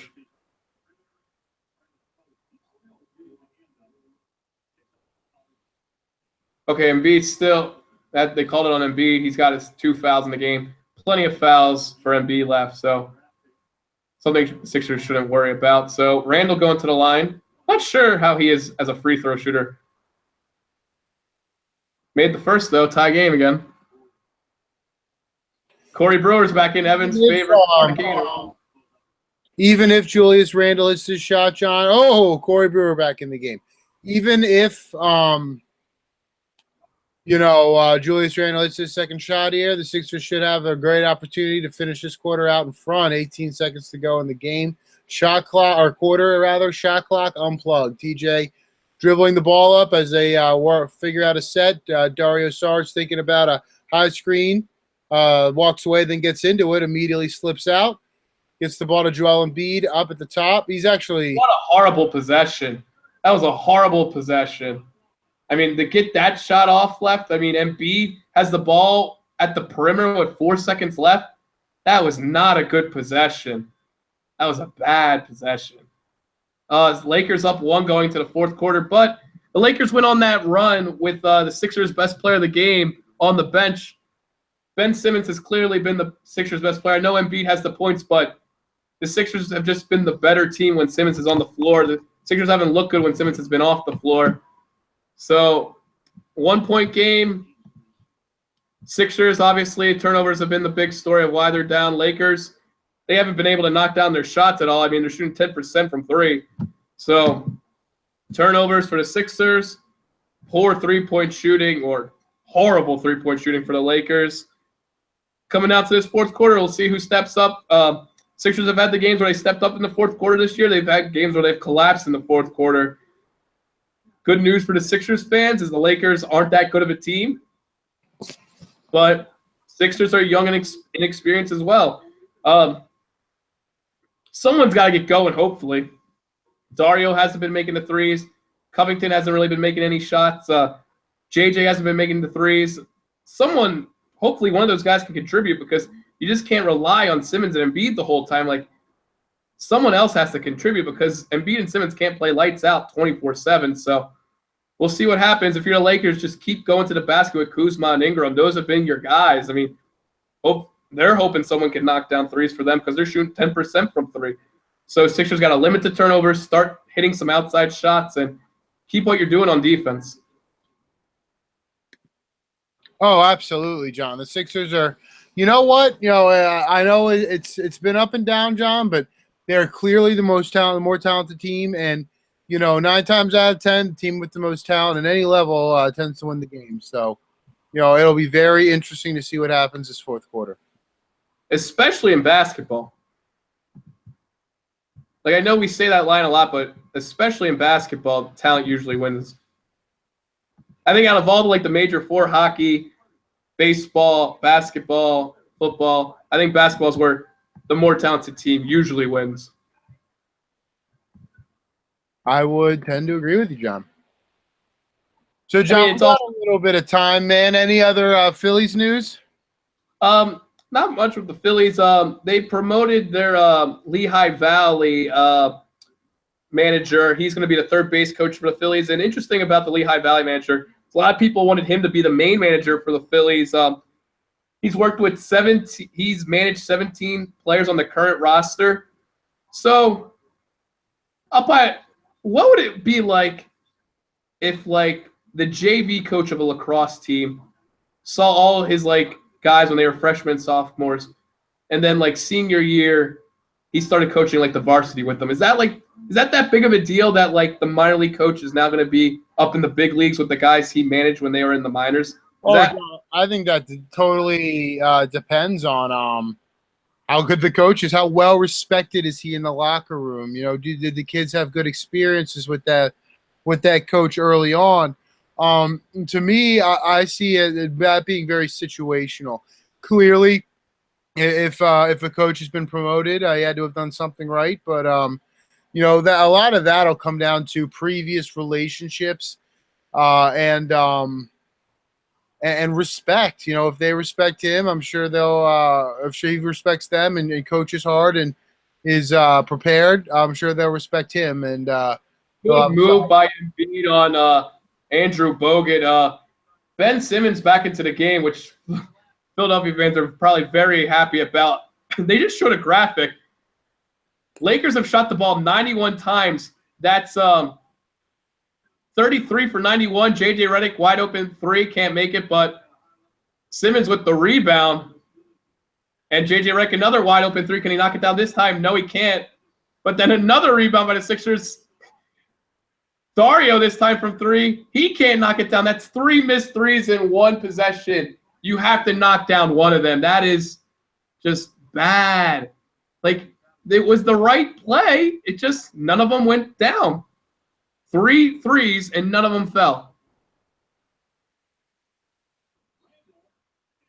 And B is clutching something. And B got injured on that play. This is not good.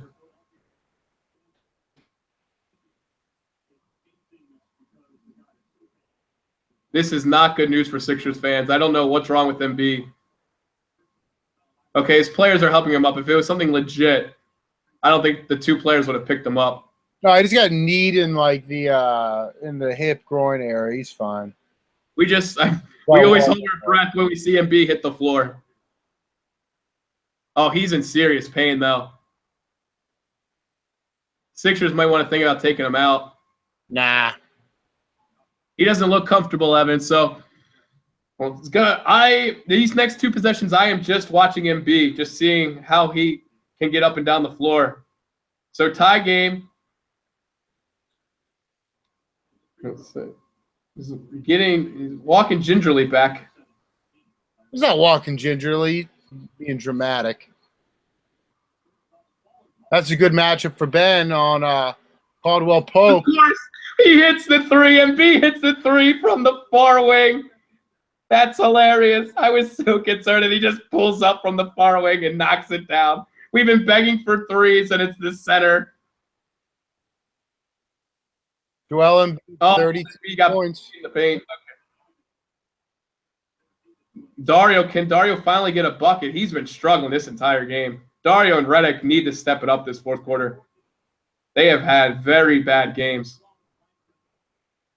And BM Randall finds Simmons, and Simmons with the finish.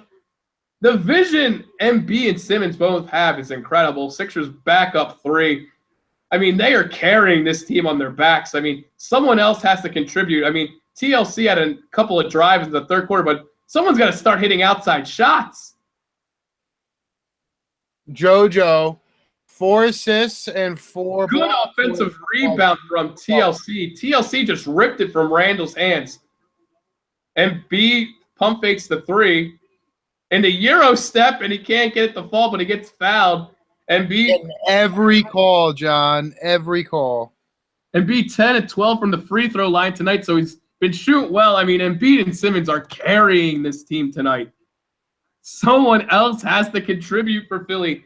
I mean, TLC had the nice hustle on that last defensive possession. We're ripping the offensive board from Julius Randle's hands. So someone else has to contribute.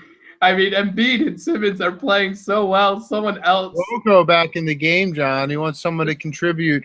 He will throw the basket or throw that basketball up without a conscience.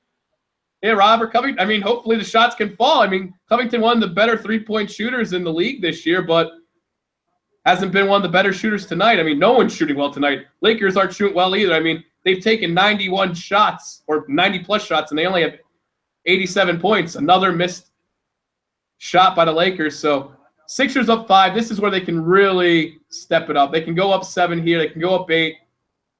Dario.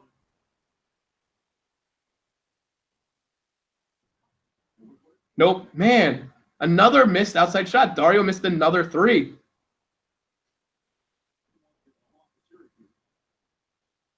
And oh my gosh, that could have been a bad turnover. That was just a lazy inbound by Joel Embiid. He's got to be smarter than that. You can't make lazy inbounds like that. Thankfully, Simmons was able to get to it, but that could have been bad.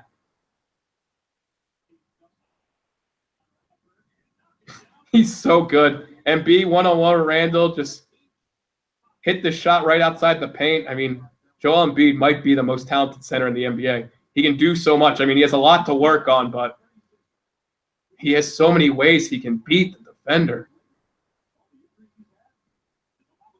Ooh, they called that on Groko. Sixers up 5. They've been leading most of the game. The Lakers had a 1-point lead for about 2 minutes. It looks like they're bringing Embiid out. Now, Amir Johnson, this is where it's been an adventure for the Sixers. Are they bringing Amir or are they bringing Rashawn Holmes? Let's see. Because Amir has played awful this game. I mean, every time Amir Johnson has come in, the Lakers have been going on runs. So they haven't showed the camera yet on who replaced Embiid. Is it Rashawn or is it Amir? It's Rashawn Holmes. Now, Rashawn Holmes, he's much better on offense than Amir Johnson, but the whole season, Amir's been playing better at defense. So, but let's see how this matchup goes.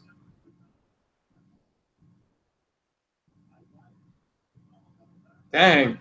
Kuzma's having such a good game for the Lakers. Sixers up 3, 8 minutes and 5 seconds to go in the fourth quarter, 94-91. Kyle Kuzma, 18 points. Oh, turnover. TLC with the turnover.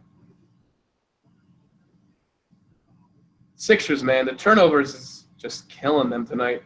They're nearing 20. They got 17 on the night. You can't have 17 turnovers and expect to win the game. I know they're up 3, but I mean, the Lakers only have 6. It's 17-6.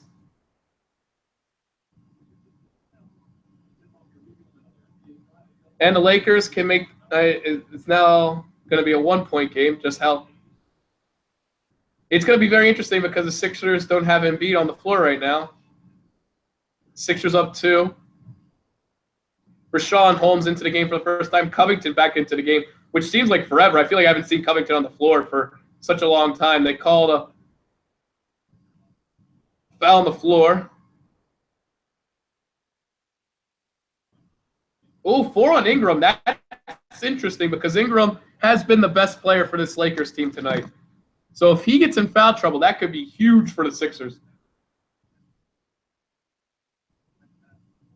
JJ Redick checks back in for the Sixers. Dario Saric takes a seat. Let's see if the time off kind of let JJ figure some things out about his shooting. Nope, misses the 3. But Dario, 3-11 on the night, 1-7 from 3. Dario's got to play better. I mean, I know he's going to have his off nights, but 1-7 from 3. I mean, Redick's 3 of 11, 0 for 7. So, I mean, Redick just as bad tonight. It just stinks when they're both bad at the same time. Like, your 2 shooters can't be both missing at the same time. And Covington's only taken 7 shots. So, very uncharacteristic of Robert, especially coming off his big signing today. At least JJ hit the technical free throw.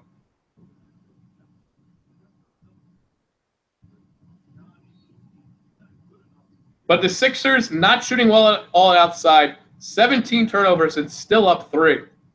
And that's all due to how well Embiid has been playing and how well Ben Simmons is playing. And Ben Simmons just went ISO on Julius Randle, took him to the paint with the finger roll, and the ball seemed to go in the air forever, and it just dropped into the basket.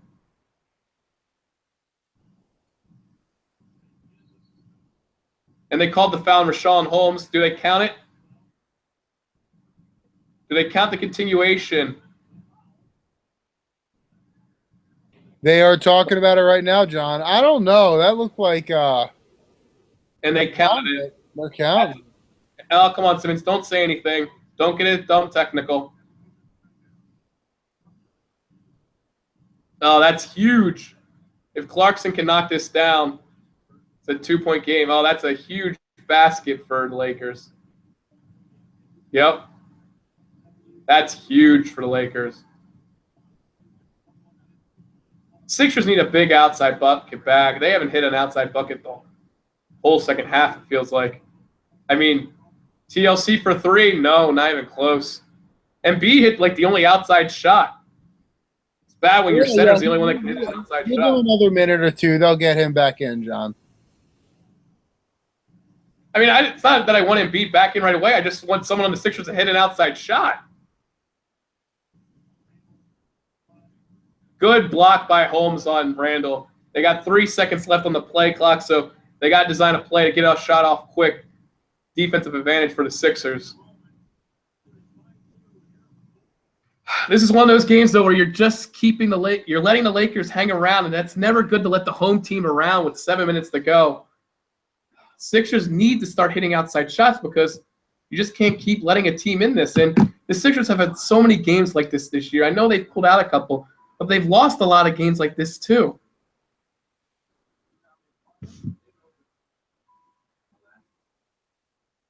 You there, Evan? Oh yeah, John. Yeah, I thought you're very correct, John. You know, the Sixers again, you live by the sword, you die by the sword. They're struggling a little bit to shoot right now and do their thing, but there are some positives there. We'll go through some box score numbers right now. Embiid, 36 points, 14 rebounds, 6 assists, 11 of 15, 12 of 14 from the free throw line. Ben Simmons, 7-11, 16 points, 10 assists, 8 rebounds, 2 rebounds away from a triple-double. JJ Redick's got 7 rebounds and 8 points, but shooting 3 of 11. I mean, the Sixers are shooting 48% from the field, 20% from 3. The Lakers, they're shooting 38% from the field, 9% from 3. So Lakers not hitting their threes, and Sixers with 16 turnovers. I said 17 earlier, but still 16, 17. TJ's got 5 turnovers. Covington with 2, Embiid with 2, Redick with 2, Simmons with 1, Amir Johnson with 2. I mean, they're very spread out when it comes to the turnovers. And Lakers only have 6. Brandon Ingram's got 21 for him. Kuzma's got 18. Caldwell Pope's got 12. Jordan Clarkson's got 20. Clarkson got 20 out of nowhere. I feel like I was talking about Ingram and Kuzma the whole game, and Clarkson has a quiet 20. Yeah, you know what? Yeah, this Lakers team, man, they're built for the future. They're built to last. I really like a lot of things that they have. I'm not entirely sure that they really do have a long-term dominant scorer of the basketball. Brandon Ingram could very well be that guy. I'm not sure yet, but there is a lot of great pieces with LA, and they're giving the Sixers all they can handle right now with about 7 minutes to go in the fourth quarter. And this would be such a bad loss, too, because, I mean, the Sixers are hovering around that 500 mark. They're still trying to establish, like, hey, we are playoff contenders in the Eastern Conference. I know it's early, but you want to finish out games like this. You've been leading the whole game. Yeah, the Lakers were up for about, like, 30 seconds. I mean, this is a game you really don't want to give up. I mean, you had all the trash talk, like a draft night about Lonzo and Ben and Embiid.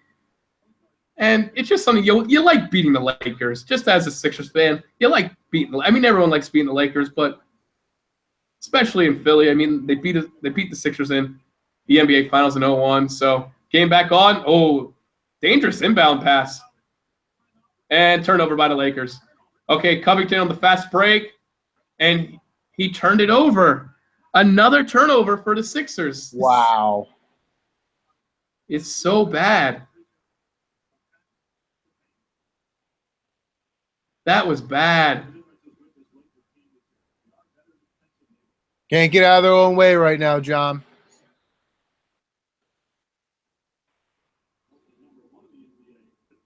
Six minutes left, plenty of time for both teams. I mean, we know 6 minutes in the fourth quarter is a lifetime in basketball. I mean, we'll be here another hour.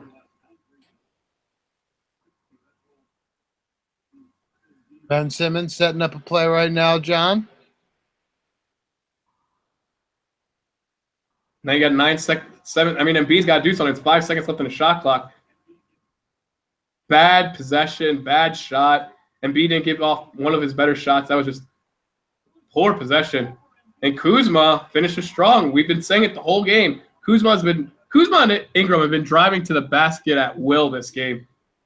It's a tie game, and Brett Brown wants a timeout because this is just ugly for the Sixers. I mean, turnover of the possession before, horrible offensive possession, getting the ball into Embiid with 5 seconds to go. He's outside the block. Can't really get a good shot off. It's not – I mean, the Lakers are driving at will. I mean, it's a tie game, but this just feels like a loss. Like, you just see loss already happening. Like, I just vision the loss coming. Well, we'll see, John. Hopefully your Magic 8 Ball isn't right on this one. But the way I see it right now, John, neither teams are playing great. I think the Lakers are playing a little above themselves. Sixers are playing a little bit down to competition there. But both teams are extremely talented. I think this is anyone's game. I think John's writing off our 76ers a little too quick. Moving forward, what do you want to see out of this last 4 or 5 minutes, John? What do the Sixers need to do to get control of this game? I mean, Simmons got to drive in. I know they're so cold, but I'm hoping that Covington, Saric, or Redick can start knocking down outside shots. Just simple Simmons driving and popping it to the outside. I mean, I know they're cold. I know the Sixers are so cold outside, but they need a spark.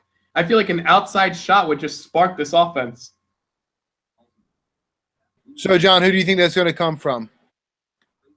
I mean, JJ's the veteran. You're paying him $24 million. You took Dario Saric out. JJ's got to be that spark. I think if it's going to be anyone, it's going to be Robert Covington, just by his aggressive mentality and his ability to, or willingness rather, to put up shots. So, personally, I would go with Robert, but we'll see what happens.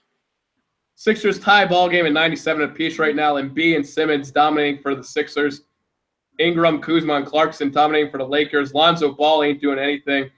He was like one in basket that went in. It was just a prayer. I mean, it was just a mismatch for Ball all night. I mean, they had him on Ben Simmons, and the Sixers were just taking over when Lonzo Ball was into the game. So Lonzo is checked out for the time being.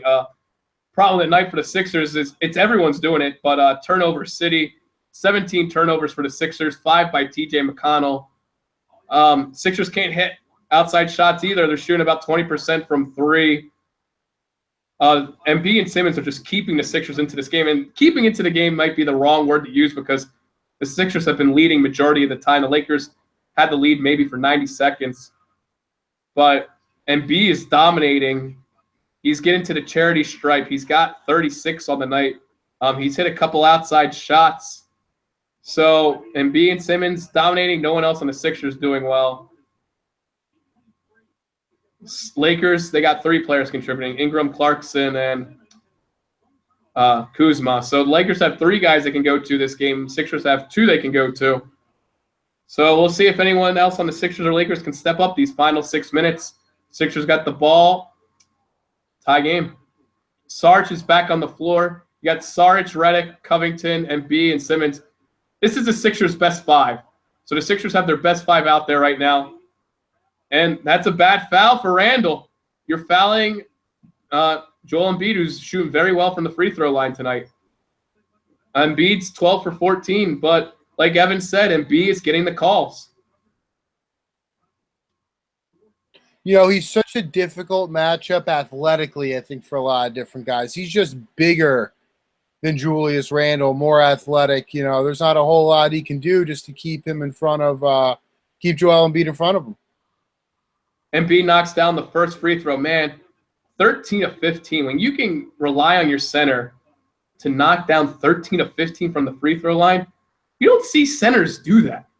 I mean, we grew up in the Hack-a-Shaq era where Shaq missed a lot of his free throws, but I can't knock it down. But still, Embiid is 13 of 16 on the night. I'll take that from my center every day. Sixers up 1. Ingram, Kuzma, and Clarkson have been the problems for the Sixers all night. Let's see if the Lakers go to them. For those of you that don't watch the Lakers, Kuzma 0, Ingram's 14, Clarkson 6. Ingram drives, he gets fouled, he can't finish, but maybe can hit him at the free throw line. But yeah, this is a Philadelphia sports podcast, so for those of you not familiar with the Lakers, Ingram's 14, Kuzma 0, Clarkson 6, Randall's 30. Randall hasn't hurt the Sixers, but the first 3 guys I mentioned have been hurting the Sixers. Steph Curry looks like he might not play tomorrow, John, versus the Celtics. That's very interesting considering how well Kyrie Irving and the rest of the Boston Celtics are playing, John. Oh, that's a little annoying. That Kyrie Curry matchup is always fun. And Ingram, bad turnover by the Sixers. The Lakers give the Sixers a gift by missing the second free throw, and Simmons and Sarge both fight for the rebound, and no Laker was around them, and it goes off their hands, and Laker ball. That's a bad turnover. I feel like I've been saying this the whole game, bad turnover. And they're not like turnovers where the Lakers make a nice play. They've been mistakes the Sixers are just making on their own, and Ingram just pulls up, and the Lakers have the momentum. The crowd's on their feet. Oh, this is bad. Brett Brown either has to call a timeout or Sixers need a basket badly here. This is one of those things where I can see the Lakers coming right back and making a 4-point game, but Sixers go right to Embiid in the paint. They go right to Embiid in the paint. The crowd was into it. Sixers went to their best offensive player tonight, and Embiid just went strong in the paint. Oh, and Simmons gets the steal. He calms down. And JJ from 3, can he finally hit one? No. Oh, JJ Redick is playing a horrible game.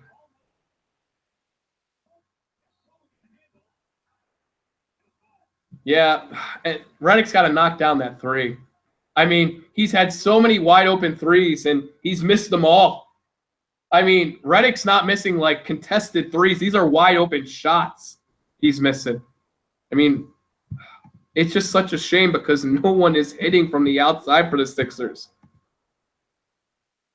Julius Randle going to the line. He made both free throws earlier. Ooh. Now Lakers took the lead again. 100.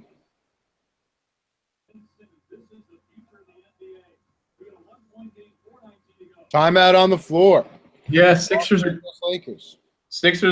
take the lead. I mean, I've been telling Evan, I just vision a Sixers loss with this. I mean, no one's hitting from the outside. You can't just keep maybe you can just keep relying on Embiid, but the Lakers just have more offensive weapons tonight. I'm not saying they do in general, but tonight they have 3 players that are playing really well. The Sixers have 2. So the Lakers can rely on 3 guys to score, where the Sixers can rely on 2 tonight. And maybe maybe a player on the Sixers that's been cold the whole night can step up. I was saying it was JJ Redick. You were saying it's Saric that needs to step up. We both both had their opportunities to step up that last timeout, and JJ missed a wide open 3. Saric hasn't been able to knock down a shot. Covington hasn't really been around this game, so final 4 minutes, a lot can happen. Plenty of time for both teams. Sixers down, but it's the Philadelphia sports fan in me that just doesn't have a good feeling about this. Oh, John, we've been burned too many times before, buddy. There's a lot of negativity here. 100 for the 76ers, 101 for the Los Angeles Lakers. There is another foul shot for Julius Randle. Very talented power forward. I know coming out of college, drew comparisons to Sean Kemp. Certainly is not Sean Kemp, but is a nice player. Has done a couple nice things. He's been actually guarding Ben Simmons a lot recently. Misses the second free throw, so 1-2. Sixers with the ball, down by 1 for around 4 minutes to go in the fourth quarter. You got to think, what is this doing to the confidence of these players? Because obviously the whole night, and won by Embiid, he works his way around Randle to finally get the open shot, gets it the fall. I mean. And, John, that is the first 40-point game for the Philadelphia 76ers since Allen Iverson did it against the Heat in 2006. Look at Evan with the Elias Stats Bureau ready to go. You don't get that anywhere else, folks. Evan ready to go, and B knocks it down. 14-17 from the free throw line. That's your center for you. 40-plus points on the night, career high. Sixers up 2. See if they can get a defensive stop here. Ingram drives in, finds Randle, and Randle can't finish it. Rocco with the rebound, and Sixers can turn this into another 2-possession game. Simmons slowing it down a little bit, trying to get a play developed, getting it back into Embiid. Embiid now drawing a double-team coverage. Can Embiid find the open man? Saric maybe could have got the shot off. Probably not. Not the way he's shooting tonight. But Simmons with the baby hook and gets it to go. Simmons well defended by Kuzma. And Evan and I were saying a third player's got to step up. Well, Embiid and Simmons are just like, we'll take it ourselves. You know, that's what it's like to have 2 superstars on a team, John. You know, we know exactly who's going to, get us back in. 3 by Kuzma. They've been shooting below 10% from 3, and Kuzma hitted the basket they needed. We are now Lakers have a marker. Ben Simmons, 18 points, 8 rebounds, 10 assists. Joel Embiid, 42 points, 14 rebounds, and 6 assists. Ball and gets another into Joel. foul on Randle. And Embiid knows Randle can't guard him.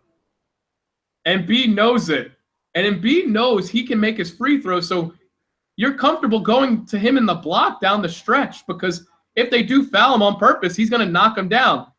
This is a 14-17 from the free throw line tonight.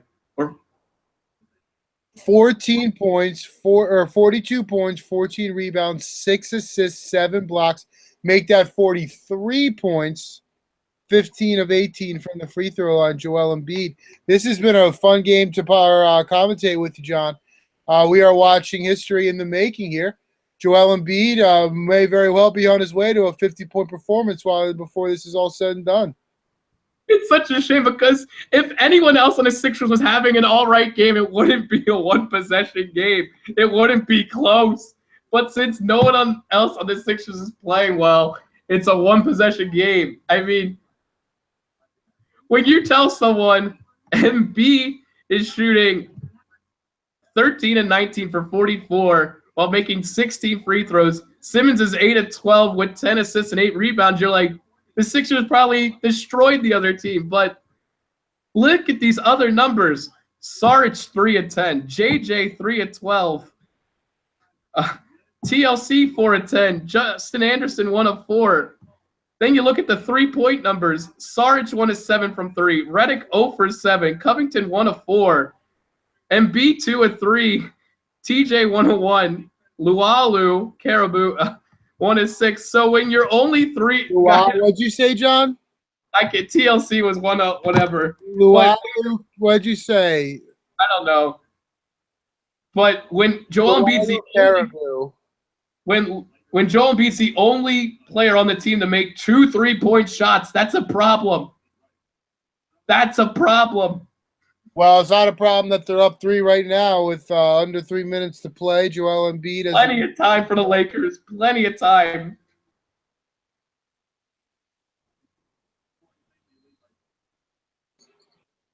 Man, so Clarkson, Kuzma, Ingram been the clear stars for the Lakers this game.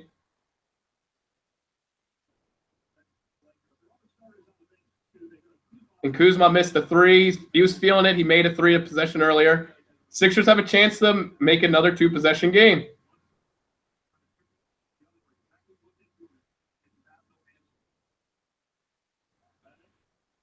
JJ Redick missed another shot, but Dario with the Covington for 3. Finally, someone hits a 3. Robert Covington, he got the 4-year, $62 million contract extension, hits the 3 to give the Sixers a 6-point lead with 2:10 to go. Thankfully, someone outside of Embiid and Simmons finally stepped up. And then turnover by the Lakers, and the Sixers can really start to go away with this one. Under 2 minutes to go, Sixers up 6. Oh, my gosh. Robert Covington probably heard us in commercial breaks. He's like, Evan and John just want a third guy to step up. And JJ with the spin move in the finish. Finally, other players are contributing tonight. JJ and Covington with the last 2 buckets for the Sixers. Sixers with an 8-point lead. Lakers call timeout. 104 seconds left. Evan, you and I were saying it. Someone had to step up. Someone else had to step up. Sloppy passes. Covington hits the 3. Lakers felt a little panic. They rushed the shot. Sixers get the ball right back. JJ, you got to give it to JJ Redick. He's been shooting awful the whole night. Of everything for JJ the whole night. Drives to the basket, gets the finger roll to fall. I mean, this is what you like to see. Early on the season, the Sixers were losing games like this. Now, all of a sudden, they got an 8-point lead. The Lakers now have to make a move. Who's going to be the guy for the Lakers? I personally think Ingram should take over. He's been the best at getting to the paint the whole night. Kuzma has been shooting the most lately in the second half. Kuzma's been really the ball controller for the Lakers in the second half. Lonzo Ball, he's not playing. He's been having the worst game ever. He's not playing the rest of the way. So we'll see who the Lakers go to. What do you think LeVar Ball is going to have to say about that, John? You think he'll be calling the coach after the game? I know a lot about that. A kid doesn't get in. Parent thinks he should play. Coach is getting the call. It happens to me all the time. I would like to see if Luke Walton is fielding LeVar's calls. I mean, I'll show Luke Walton the numbers that Kuzma, Ingram, and Clarkson are putting up, and I'll show Lonzo Ball's the shots Lonzo Ball puts up in. I don't think there's any discussion of what you do. That was a good call out of a timeout for the Lakers. Good drive, wide open. Randall. 6-point game, still 2 possessions. So they went from a 3-possession game to a 2-possession game. Simmons with a beautiful drive just can't finish, though. This is the Lakers' chance. They can make it a 1-possession game. Gotta love the hustle back by Ben Simmons to get on the ball right after a missed shot. Good poke by Covington. Lakers have plenty of time, though, in a possession. 14 seconds. Here we go, John. What do you think the Lakers draw up here? You got to go to Ingram, but they're putting Simmons on Ingram. So obviously Randall's not going to handle on the perimeter. They went to Clarkson, guarded by Rocco. Good defense by Covington. So Sixers, they can get an 8-point lead with under a minute. That should seal it. They're up 6 with a minute to go. They get it into Embiid, who's been best player all night. Man, Covington is, swatted. JJ Redick. That's a horrible possession. Wow, that's exactly what you didn't want. That's exactly what the Lakers want. The fans get back into it. 4-point lead now. JJ Redick is just having one of the worst games we've seen him have as a Sixer. The worst game, John. But you know what? There's a lot of talent on this team. A 4-point lead and a franchise player having a career night. There's a lot of positives here. And I think they'll end on a positive note and get this win, John, under a minute to go. And I know Evan always gets upset because it's been the thing about Evan and I. If you're new to this podcast, when it comes to talk about Philadelphia sports, I always say Evan always says too much praise, and Evan always gives me a hard time that I look too much at the negativity. It's just, I know there's a lot of sports fans like Cleveland sports fans and Atlanta sports fans and DC sports fans, but Philadelphia fans have had it rough too, and we're constantly hearing the championships from Boston and New York, and Philadelphia fans have had their heart broken in so many different ways. So we're just conditioned to talk like this. So if you're not from the Philadelphia area and wondering, man, why is this John guy giving the Sixers such a hard time with this historic night by Embiid? So just to give some of you viewers who are new to Evan and I's podcast a little bit into our personalities a little bit. John, giving the Sixers the business right now. What is this? Were we walking the floor? Oh, it's off on the side. So let's see what the Sixers come up with. Do they go back to Embiid in the post? You got one-on-one with Embiid. Use all 20. I think using. Yeah, they did. Embiid beats them again. Embiid is just too good tonight. He is the most talented center in the NBA, and he's showing it right there. Huge basket on the Lakers on the last possession. They go right to Embiid out of a timeout, and he gets an easy two to make it a 3-possession game. So 26 seconds left. Oh, it's still a 2-possession game. I misspoke, but Kuzma's going to the line. That's not the worst foul by Saric. It's not the worst foul. How about this, John?